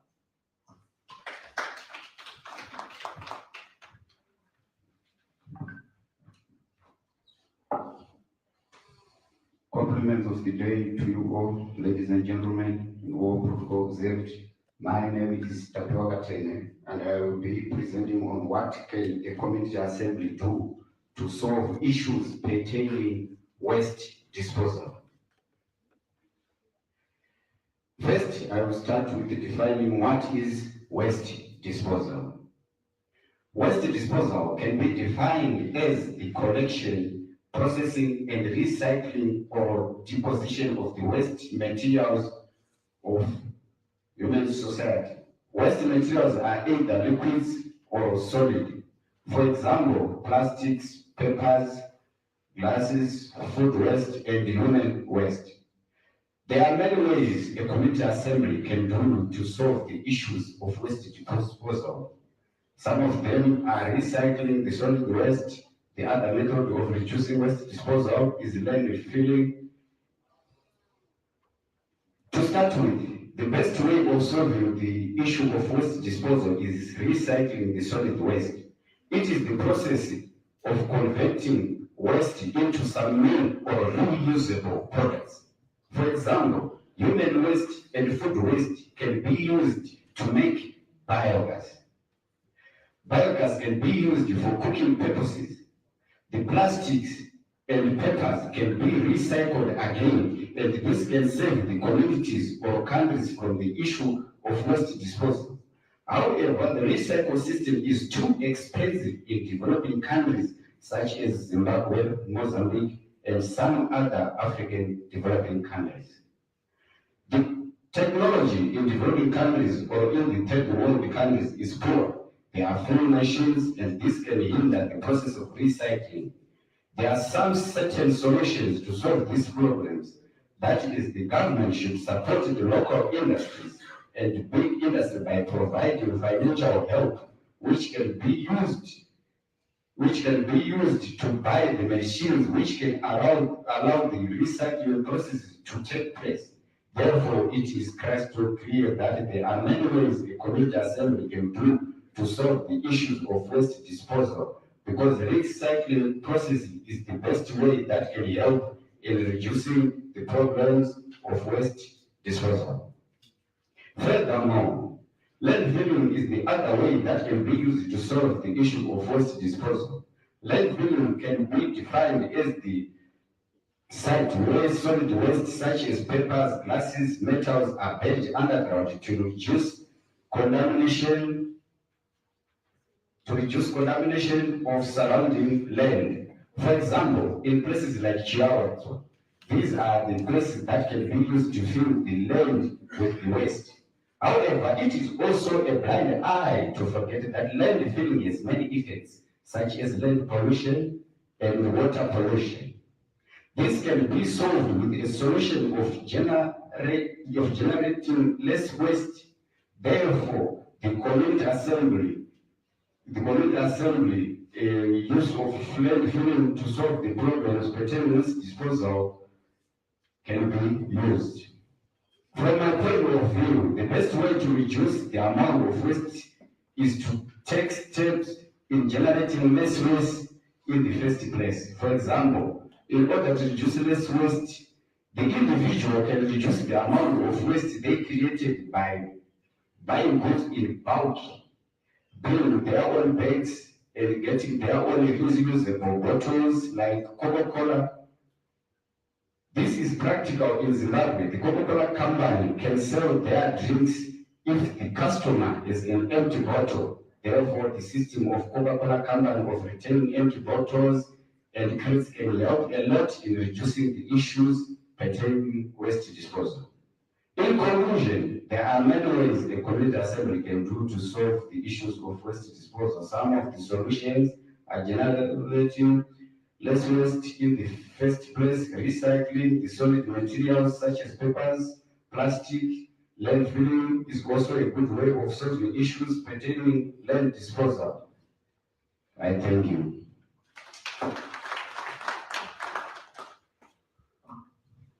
Thank you. Due to time, I'm going to just call upon our next speaker and just end up making an overall comment. So I'm going to call upon Lieutenant Changamire, and she's going to be talking on emergency services in the Chiware community.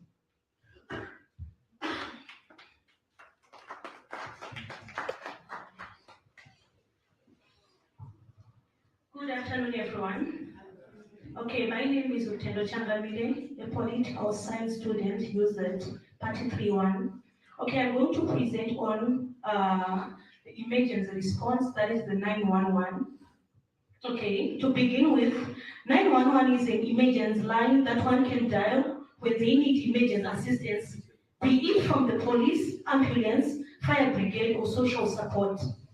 The 911 emergency call line in Zimbabwe is linked with the social services, which include the police, ambulance, and the fire brigade facilities.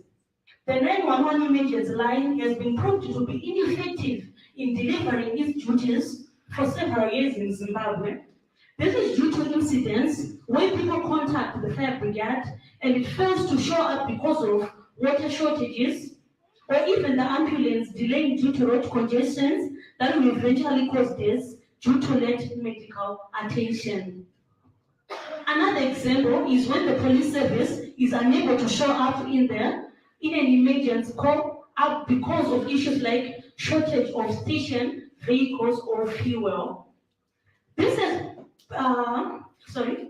has proved the ineffectiveness of the emergency line service in Zimbabwe, and this ineffectiveness may even result in missing persons and high crime rates. The 911 services can be improved by investing on the social services budgets where government funds are allocated to various ministries. The other key advice is that devolution must be applied to immediate social services. District offices such as local bodies, rural councils must invest in buying ambulances, fire brigade vehicles, and providing sufficient water, and lastly, assisting their community police stations with transport. The other way of enhancing 911 is by opening more social emergency facilities closer to Chiware community. For example, building community-based hospitals, police stations, fire stations, and even panic buttons, so that emergency services can get away with some of the hindrances that are associated with traveling long distances. Increasing call centers and also not centralizing emergency lines, but rather also branching out to local authorities can help to enhance emergency communication without too much references. 911 should be made accessible in Chiware mainly by offering some marginalized telecommunication privileges so that they can have access to network services to call without difficulties. Secondly, district councils and local representatives in the parliament must work hard so that they can build nearby clinics, fire stations, and police stations so that these facilities are accessible, thus making the use of 911 functional in Chiware area. In conclusion, it is essential to have a functional 911 emergency call in Chiware to lessen disasters like deaths, missing persons, and even high crime rates, which incur due to the malfunctioning of the emergency. Thank you, Siyabonga Tatenda.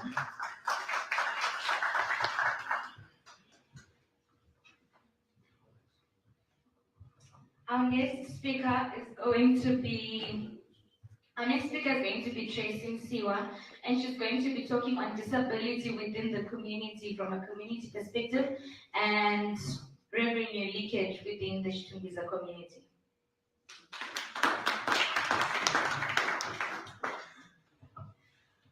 Good afternoon to you all. Again, my name is Tracy Msiwa. I'm visually impaired, totally blind, and I'm very honored to be part of this conference. And I must say, I am very happy that finally, after a long time of clamoring from persons with disabilities to be involved in decision making, we are now part and parcel of these conferences where persons with disabilities are also involved in issues to do with environmental and climate mitigation. Okay, so I'm going to talk about the problems that are faced by persons with disabilities in communities, that is limited access to resources. Unfortunately, like most persons with disabilities, when they look for help, even in the government, they cannot get enough help. Like even the constitution it says that persons with disabilities can get help when resources permit. So it's quite an unfortunate situation for persons with disabilities because they have limited access to resources. But very glad that most people with disabilities are active. Allow me to say, to use this term, we are persons of different abilities. Like people with disabilities are engaged in different projects and crafts, like what my sister once mentioned here. Yeah, I think a lot has been said about disability. So now at this two weeks, community assemble, we would like want an environment where there is a center for like a desk for persons with disabilities where they can conduct their activities like the projects that they are various projects that they do like crafting. Some are into agriculture and various things. Yeah. So that's what is going to be part of the Chitumbi's community assembly. Another thing that I'm going to talk about is the informal trading and revenue leakages. Yeah, we can see like most people in Zimbabwe are doing informal trading like that. Many people in the streets, vendors, yeah, and it's even difficult for us people with visual impairment to move like with the mobility care and in town. Yeah.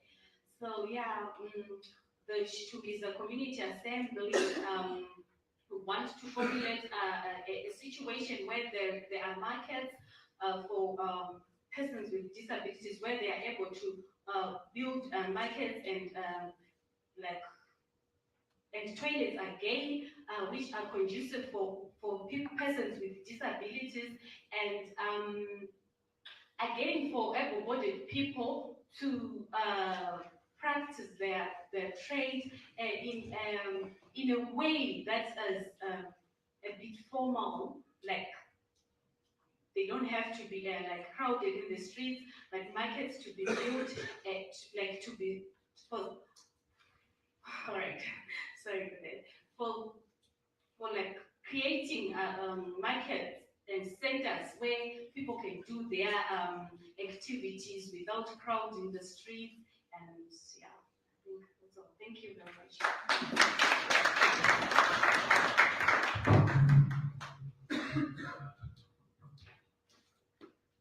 Okay, whilst Trace is going back to her seat, we are going to be calling upon Samantha Remekani, and she's going to be talking on housing and settlement issues within the Chitumbiza community.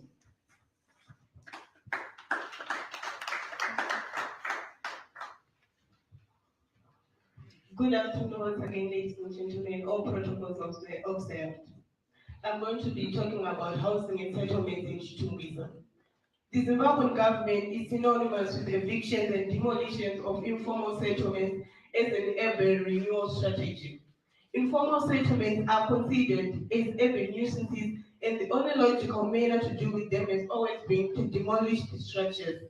But is that the only way we can solve this problem? There is need for a community assembly. Harare province has approximately 52,000 illegal homes, of which 25,000 are in Chitumbiza. Housing developments have occurred on unplanned areas such as wetlands, under power lines, on top of sewer lines, on sites designated for schools and clinics. The shortage of land in the urban areas is the root cause of the emergence of these illegal structures. The local authorities facing a lot of challenges, chief among them uncontrolled development. there is an invasion of institutional stands, recreational as well as servitude turned into residential properties, and these uncoordinated developments are causing a lot of challenges in Chitokwiza. The city council always demolish illegal structures to restore sanity because some of the stands are being allocated on wetlands. In 2020, the City Council of Chitokwiza demolished houses in Zengeza 5, which were built on wetlands along the stream under high voltage ZELA power lines. Wetlands are not supposed to be occupied for building any structures because the warming of soils on wetlands can emit methane, a gas that is 25 times more potent than carbon dioxide in terms of greenhouse effect. Warmer soil temperatures are one of the factors that aggravate methane release, which is a concern when we consider global warming, which is causing temperature rise, which is a threat to our climate. There is need for the creation of a community assembly where the local people get to interact with the local municipality so that they get educated on the dangers of living on wetlands. A community assembly will allow for open dialogue between the two parties so that an understanding is reached, because in as much as the houses are deemed illegal, the council need to come up with plausible ways which do not leave the illegal landowners stranded and homeless. Land barons are also contributing to this spike in illegal settlements. While many legal housing cooperatives and registered by the city council do buy land in order to help local people build homes, some of them have set up illegal housing associations and have illegally sold land they do not own to unsuspecting residents. Shortage of land is leading people to buy unavailable land, and these land barons always offer better payment plans than the city council, luring people to buy land from them. The people are now living in fear, not knowing when the demolitions will come. They are uncertain about their future because some of them do not have title deeds or documents stating that they are the legal owners of the land. The land barons sometimes obtain land through corrupt means, but the local people are the ones left to suffer as they lose property which took years to accumulate. The city council always demolish these illegal homes, saying they have an alternative for the people, but none is offered. In conclusion, a community assembly can work around the issues of housing settlement as it will link citizens with the public authority, as according to Chapter 14, Section 264 of the Zimbabwean Constitution, the objective of the devolution of governmental powers is to give power of local governance to the people and enhance their participation in the exercise of the powers of the state and in making decisions affecting them. A community assembly will allow the municipality to view things from the community's point of view so that they come with solutions to these housing problems. It will allow the locals to seek clarity on some issues so that they don't get misled by opportunists wanting to advance their own agendas. And thank you.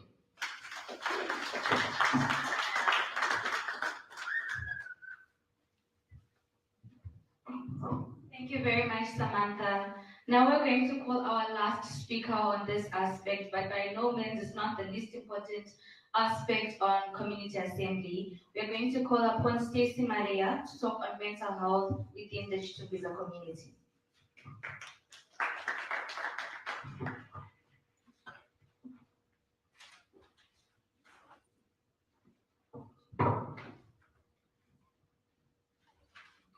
A pleasant afternoon to you all. Standing before you is Stacey Maria, a third-year student from the University of Zimbabwe, majoring in the Bachelor of Science Honours degree in Political Science and Diplomacy. I'm going to talk about the issue of mental health. It refers to a person's condition with regard to their psychological, emotional, and environmental well-being, as mentioned earlier. This topic of discussion has become prevalent as a result of the effects giving society a wake-up call. For instance, suicide rates have risen exponentially, and drug and substance abuse have inundated the youth of the Zimbabwean citizenry. As mentioned in the prior session, climate has not only changed in its literal sense, but also in the social aspect of mankind. This aspect of the health sector has seemed to manifest in various circumstances, where most people have harbored their plight or predicament. This trauma can be illustrated in the cases of sexual abuse, family background, depression, and apathy as a result of the country's current status quo, to name but a few. The behavior that a person exudes is usually concrete evidence as to whether one is mentally stable or not. Social media is also a key factor in this case. Cyberbullying towards prominent people or even celebrities has also become normalized, where substantial amounts of people engage in it. The sad reality of that is it seems as if people seldom take into account the repercussions of how that may harm the next person. One's self-esteem, confidence, and motivation may reach a point of demise through something as simple as receiving derogatory comments online. In addition, this also shows how a community assembly would be beneficial in high-density areas such as Chitungwiza. The involvement of the masses would be of great assistance if they provided unwavering support in the enforcement of the law. The hubs of drug and substance abuse are usually found in these areas. Hence, it would be easier to locate those who are part of these illicit atrocities. More so, rehabilitation centers would do great justice. This branch of help can also be extended to those who have resorted to alcohol and questionable sources of escape. Implementation of counseling and therapy would be a great panacea to address challenges such as unemployment, peer pressure, and bitterness that's stemming from economic frustration, social stability, and even within the personal realms, such as child marriages or maternal preparation and care, as underscored by my previous speakers. Some have made mental health to be a joke back then, whilst others attributed to it as either witchcraft, a minor ailment, or a generational curse. Now that people are aware, the aim of a community assembly is to shelter, include, save, and alleviate. Climate change is also reminding us that the environment is not solely connected to nature or pollution, but we are also part of it. As we envision what we would desire for our environment to look like, let's also start showing up for it by being proactive when and where necessary. One last thought with reference to the aforementioned. It has once been said, it takes a village to raise a child. Let us do our best to save the next generation and ensure that they are stable from within. And thank you.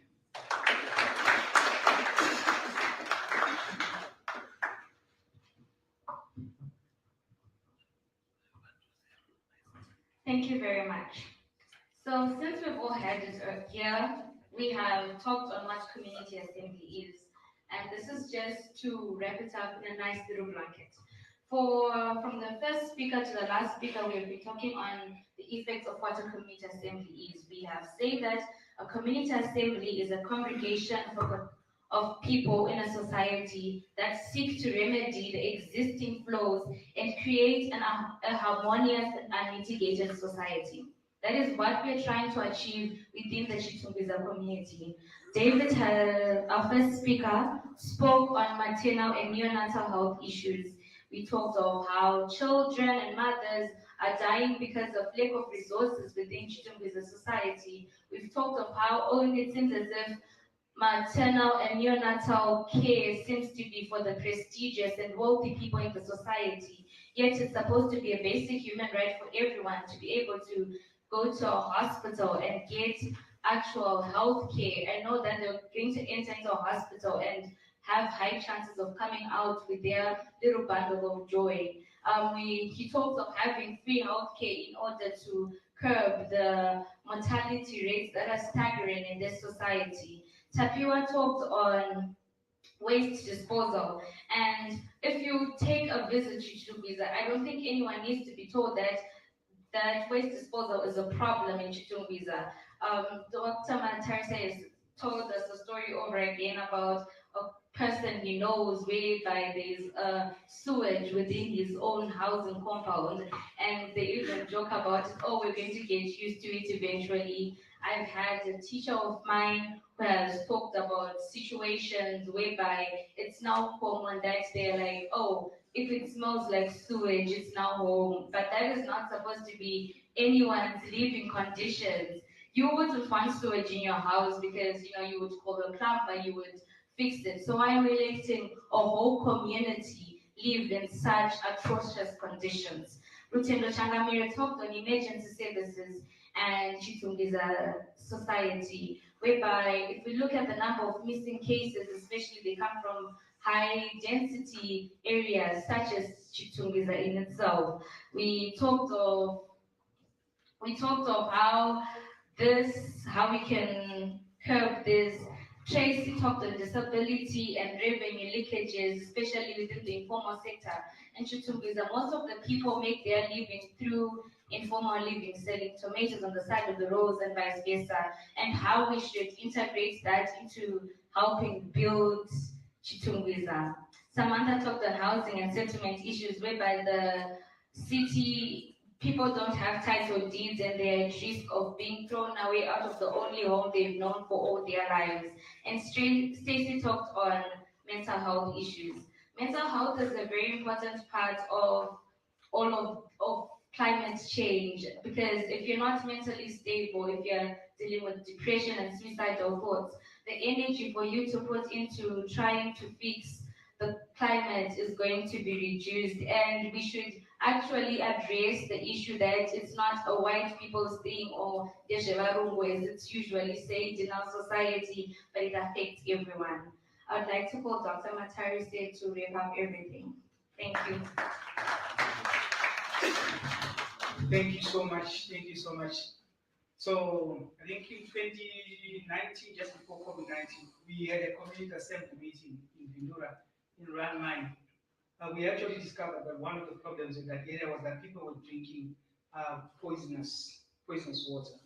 Because there were sicknesses, so we took some samples and we put them to a toxicologist test, and we actually found that the water was very toxic. So it actually helped figure out a new place for a bore, and it saved lives. And so this is the kind of thing that we are saying, that around the issues that are linked to climate change and developmental issues in Chitungiza, if we help provide a link between the citizens and the community, we can actually have interventions within the community that don't hurt the community, but interventions that are very responsive to the needs. Yeah. So it's so many issues, so many projects that can run concurrently with the community assembly. So we are heading towards, again, like I said, the final thing, the closing door, and to capture or to recap everything that happened today. We have Mr. Sidney Chisi. Like, you know him, I'm sure most people know him as Zimbabwe Civil Society. He's going to give us key issues from this SADC region ahead of Conference of Parties COP27. Remember, we said you're building a narrative. Yes. Thank you very much. I'm not reusing it. My grandfather was a teacher. So the first thing that my mom told me was that make sure you don't become a teacher. So I'm sure, I don't know whether I'm still one or not. But how many of us here, and I want by show of hands, have organized a funeral program? By show of hands, those who have actually said, we are organizing a funeral program, so we are going to move the corpse from doves, we are going to go to church, and within church, these are the people who are going to speak and all that. How many have done that? Okay. Who is the last person who is supposed to speak and why? That's a difficult question. From my previous experience, we call him Shona Sawira, the best friend of the family. The reason why being, I think, he's very much close to the family, giving the closing remarks and all those things. He's very much flexible. Yeah. Oh, that's fine. Where I come from, there is always someone who says, I'll kill myself if I don't speak. So because we don't want him to die because we're already burying someone, we ensure that that person speaks soon after burial. So we say closing remarks. By the time he finishes speaking, everyone will be gone. But at least he would have spoken. So I'm going to be doing that. So we usually give it to a very troublesome uncle, say, but you spoke, so at least no one will say I didn't speak today. Generally today, the conversations that we're having were how do we locate young people within the climate change discourse? But how much also, what is the role of young people when we're talking about climate change? And primarily, what does young people, or what do young people understand by the term climate change? What are the different phenomena that come in with climate change? At what levels? So you have got your soft issues, albinism and climate change, right? But you could also be having your hard issues, science and climate change. Then you also have to go to the issue. I'm glad that I've got people who did diplomacy, and I'm sure one of your modules was climate diplomacy, right? Then you have got climate and politics. How do you measure the inequalities that exist between the global north and the global south? And the funding process that comes in when you're talking about climate change. Young leader. So when you're talking about being the future leader, or you're currently the leader, right? One of the fundamentals that we're supposed to be talking about when we are talking about climate change is how do we draw a roadmap for community, for the nation, for the region, but also for the globe. So we have got spaces that where we are taken to, spaces like your UNFCCC spaces where we go COP, right?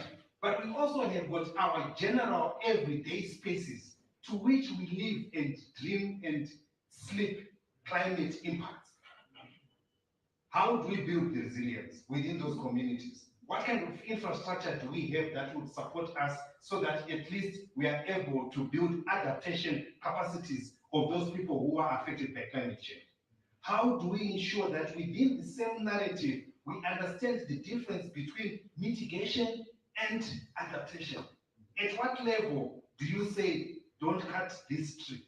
Is it an adaptation issue or is it a mitigation issue? So the issue of indigenous knowledge systems that we're talking about here is the one critical element that we need to accommodate. But the best thing that we have as young people is that we have got the energy to be innovative. I always say that young people, they've still got the ability and the energy to read. Whatever you read, I don't care, but at least you read something. You see the time that they spend on their phones, smartphones, Twitter, Insta, and all those things, they're at least reading something. Whether it matters or it doesn't matter, but at least they're reading something. It's just how you redirect that energy into reading something that is transformative of your communities where you come from. So when we are talking about issues of climate change, and when we are talking about spaces like COP, to which all of us are supposed to begin to talk about, I'm sure there was one presenter who politely says, see you in Egypt. Did you hear? Yeah. As if it was that simple, Right? But we need to ask ourselves to say, why Egypt? What for? And how do we relate with Egypt as Zimbabweans? How do we relate with Egypt as people who are coming from the SADC? But also, what is it that is in for us as people who are coming?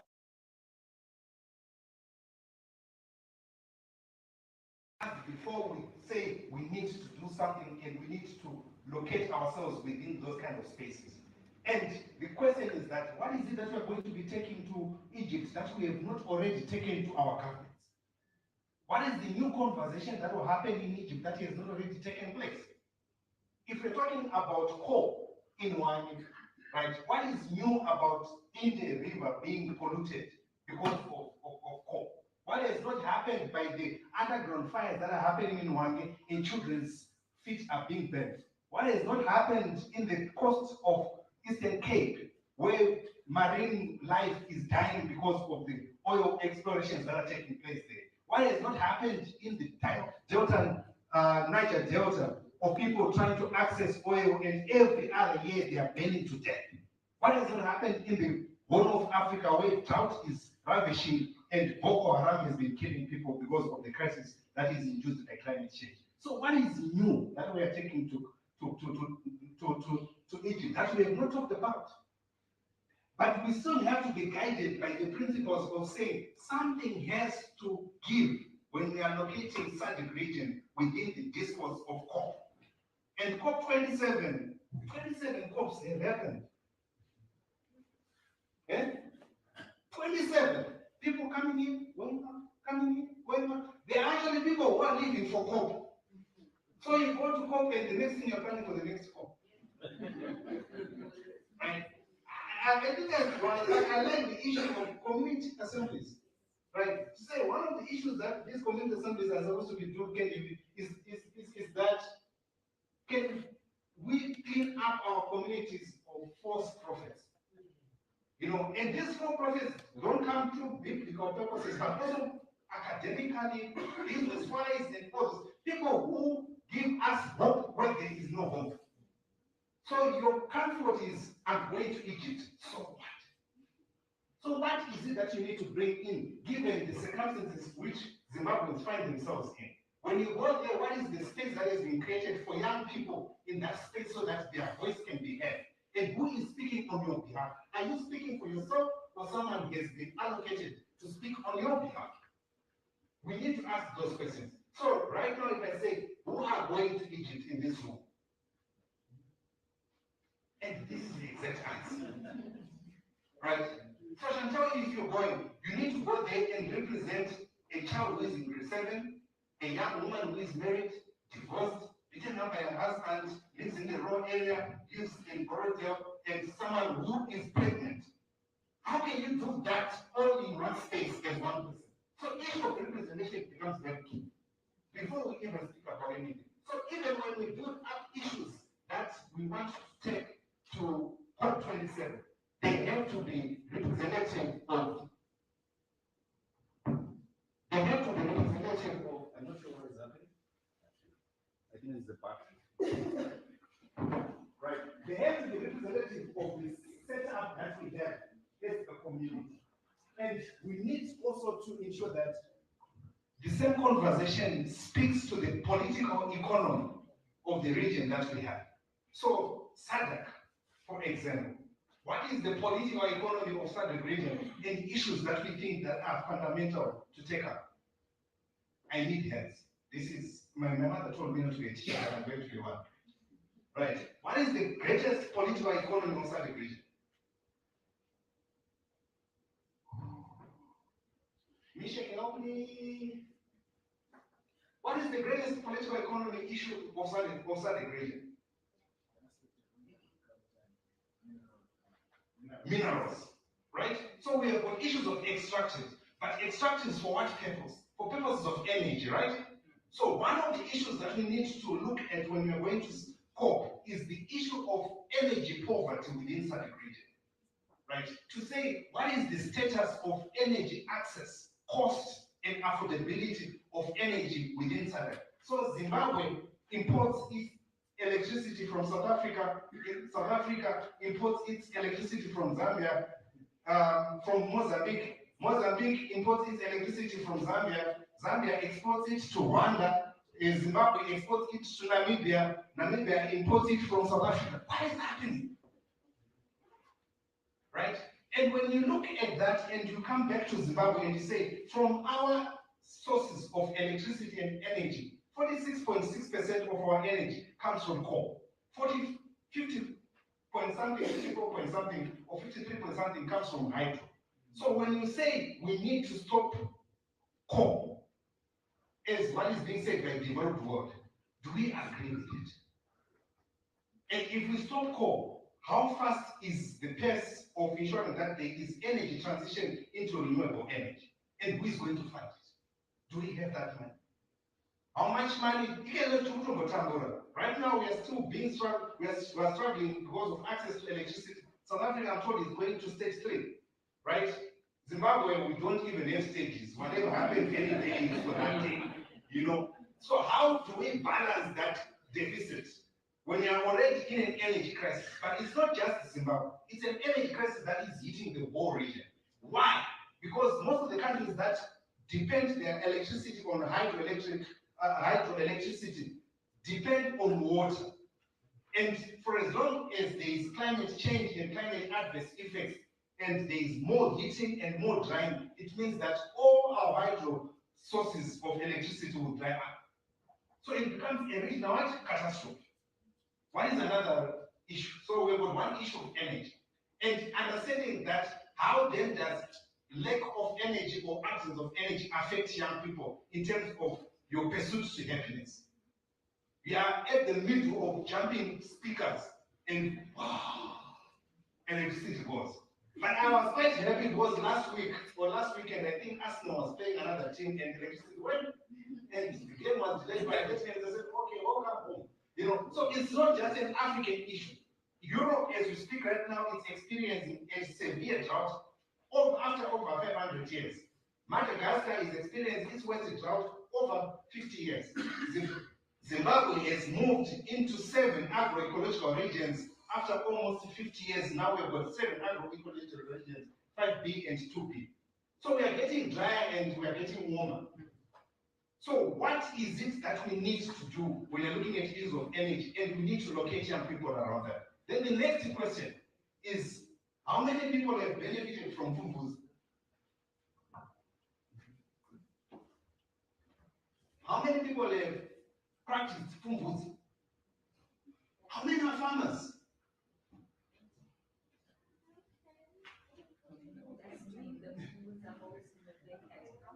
It has. Yeah. But what we are saying that it's very important that you say at the backyard of your household, right? Because Fumbuzi in its way of doing things would feed households. It will not feed the nation, right? So within that, it has got also a gender inclination. With 70% of our raw women are in agriculture, how many of them would need a massage after every visit to the fields? And for how many years? So Diga Ufe is real. But we cannot then have a agro genocide because we want to feed the household. What we need at the end of the day is to ensure that when we have got our climate smart agriculture mechanism like Fumbuzi, how then do we transit into more agroecological innovations that will feed the nation without undermining and stressing out the women that feed the nation? So when we move away from that way of agriculture, one of the fundamentals that we need as a region, now thank you to Iran, to Ukraine and Russia, there is global food challenges. We need to ensure that Zimbabwe and the region is food secure. The absence of food at every other table would then definitely expose young people to all vices, including mental health. You don't want to wake up one morning and they can still say, Mommy, so what are we going to eat? So today you say, okay, you can have water and put sugar. But the food sugar is going to get depleted. Mommy, what are we going to eat? Then you say, just drink water. Then the following day, Mommy, what is going to happen? There is no water. Let's pray, my mom. So you don't want things that do not have solutions around it. So the issue of food security becomes very key and becomes one of our second element that we need to look at in SADC level to say how food secure is SADC region compounded by the effects of climate change, and what has the global north and those that are responsible done to ensure that we retain our sustainability around our food basket as different countries. Then the third thing that I want to ask you around is, who has experienced issues of human-wildlife conflict? I'm not going to share it. You don't come from rural communities. How many people have gone into the fields to go and guard their fields against baboons? Right? Almost all of us, right? But what is taking place is that the absence of a particular natural resources would then mean that we need to compete for the resources with animals. And one of that fundamental resource that we want to talk about is water. We have got our nationally determined contributions. Who knows them? Right? Whatever they are. But we have got our nationally determined contributions that talk about economy-wide. So for that economy-wide to function and reducing emissions economy-wide by 40% of the business as usual trajectory, we need to ensure that at the end of the day, there has to be water, and water has to be available. Absence of water would mean young people have to walk for longer distance in search for what? For water. And they expose themselves to all the other dangers. But also we need now to begin to compete with the wild animals for the same what? For the same resources. And for any other industry, energy, agriculture, waste management, you name it, for it to function, it cannot function where there's no water. So innovations around water harvesting, water storage, and also the issue of ensuring that even our agricultural system is supplied by different means of water, solar pumped energy, solar pumped wells or boreholes. We have got dams. Now we have got so many dams within Southern Africa. But as we speak to that, we have got a crisis even in Cape Town, right? Where Cape Town, which is almost on a seashore, is going to be running dry.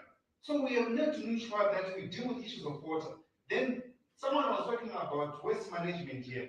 Zimbabwe as an economy cannot do without plastics at the present moment. So you can't go around and say we want to do an anti-plastic campaign, because you will not go anywhere. You need to talk to the government. But what are the possibilities of the just transition of moving away from plastic to biodegradables? So that at least at the end of the day, what we are going to be having as young people is to build solidarity between nations, understanding what are the climate effects in that country and ourselves, so that at least we can build solidarity. Move away from there. Also ensure that we resist some of the false solutions that are being given by corporates as a mitigation strategy to climate change. And at the end of the day, build political diplomacy so that young people are beginning to have conversations around negotiation for climate change and mitigation strategies, and understanding what to say and not what to say. We have got what is called intergovernmental panel on climate change, IPCC. At the end of the day, the documents that they give us are so toned down because they need to accommodate the politics. So the geopolitics of the world definitely affects us at a local level. Who is reading about that? Who is understanding about that? So as we move towards building up for COP27, let us understand that our issues are not just issues where they can be propagated without understanding data and information. And information is knowledge, and the good thing is that we're still young people. Let us push for it and ensure that at the end of the day, COP27 will not be like COP26. And COP26 should not be like COP25. And neither COP27 is supposed to be what is predictably going to be COP28, right? So at the end of the day, we still have got young people who have got the energy and the zeal, and as we build on this, I'm sure that at the end of it all, we have to understand that climate change is upon us. It can only get worse if we don't act. And we need to support, which is across the board, the government, the people, civil society, and business. I thank you. Thank you so much, Sydney Chisi, with a solution-oriented approach, which is why we are here. Tell your neighbor, learn or perish. Yes, indeed. It has been a very fruitful day. And thank you so much, each one of you, for your presence here. We appreciate. And those who are watching us online, thank you so much. And as I said at the very beginning, that we do not want to be conferencing youth or conferencing young people who just meet and have some tea, have lunch, talk, and then, you know, we go back and it's still the same thing. Let's cross-pollinate and do something and make the difference. Call for the action that we need for sustainable development and a sustainable economy. Yeah. Okay, so I just tweeted something because I was thinking once what's the key message emanating from this? I realized that COP27 is not a destination. This event is not a destination. So we are not going to COP27 to Egypt, no. But it should be just one of the processes, actually in a long-term shift, cultural practices towards things that are culturally climate sensitive. We need to adopt these things. So that's been the key message coming through, and I think the men who read it up put it succinctly. We are not going to Egypt. Let's not put that in our mind. Egypt is just one of the processes. What we are doing today is important. What we are doing tomorrow is important. Every day, the actions that we take, even without funding, we need to be able to think how we can do a lot. So for those that are joining us tomorrow, it will be very useful. We have got a short program. It will be ending at 12:30 in Chichunguza. What's the actual venue, Director? Okay, so it's Chichunguza. It's Ablaze International Ministries, close to town center. So town center in Chichunguza, you just ask for town center, then you ask for this place, Ablaze International Ministries.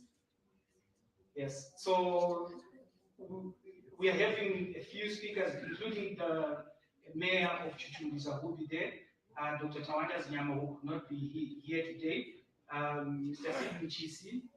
We also have Natalie speaking about the campaign against plastics. We also have Lisa speaking about CVA's interventions in Chichunguza, because already there's been processes happening. So we are not just going to be speaking about these things, no, we are going to be acting about these things until we actually achieve some palpable results. Yeah. It's us or the page. I want page. I don't know you. Thank you so much. So my name is V Candy. You can listen to me on Star FM. Let me take this opportunity. Every Monday to Thursday from 9 till 12 midday. We don't even, if you are in South Africa, you can actually stream. Okay. And also every Saturday from 6 to 9, not this Saturday. But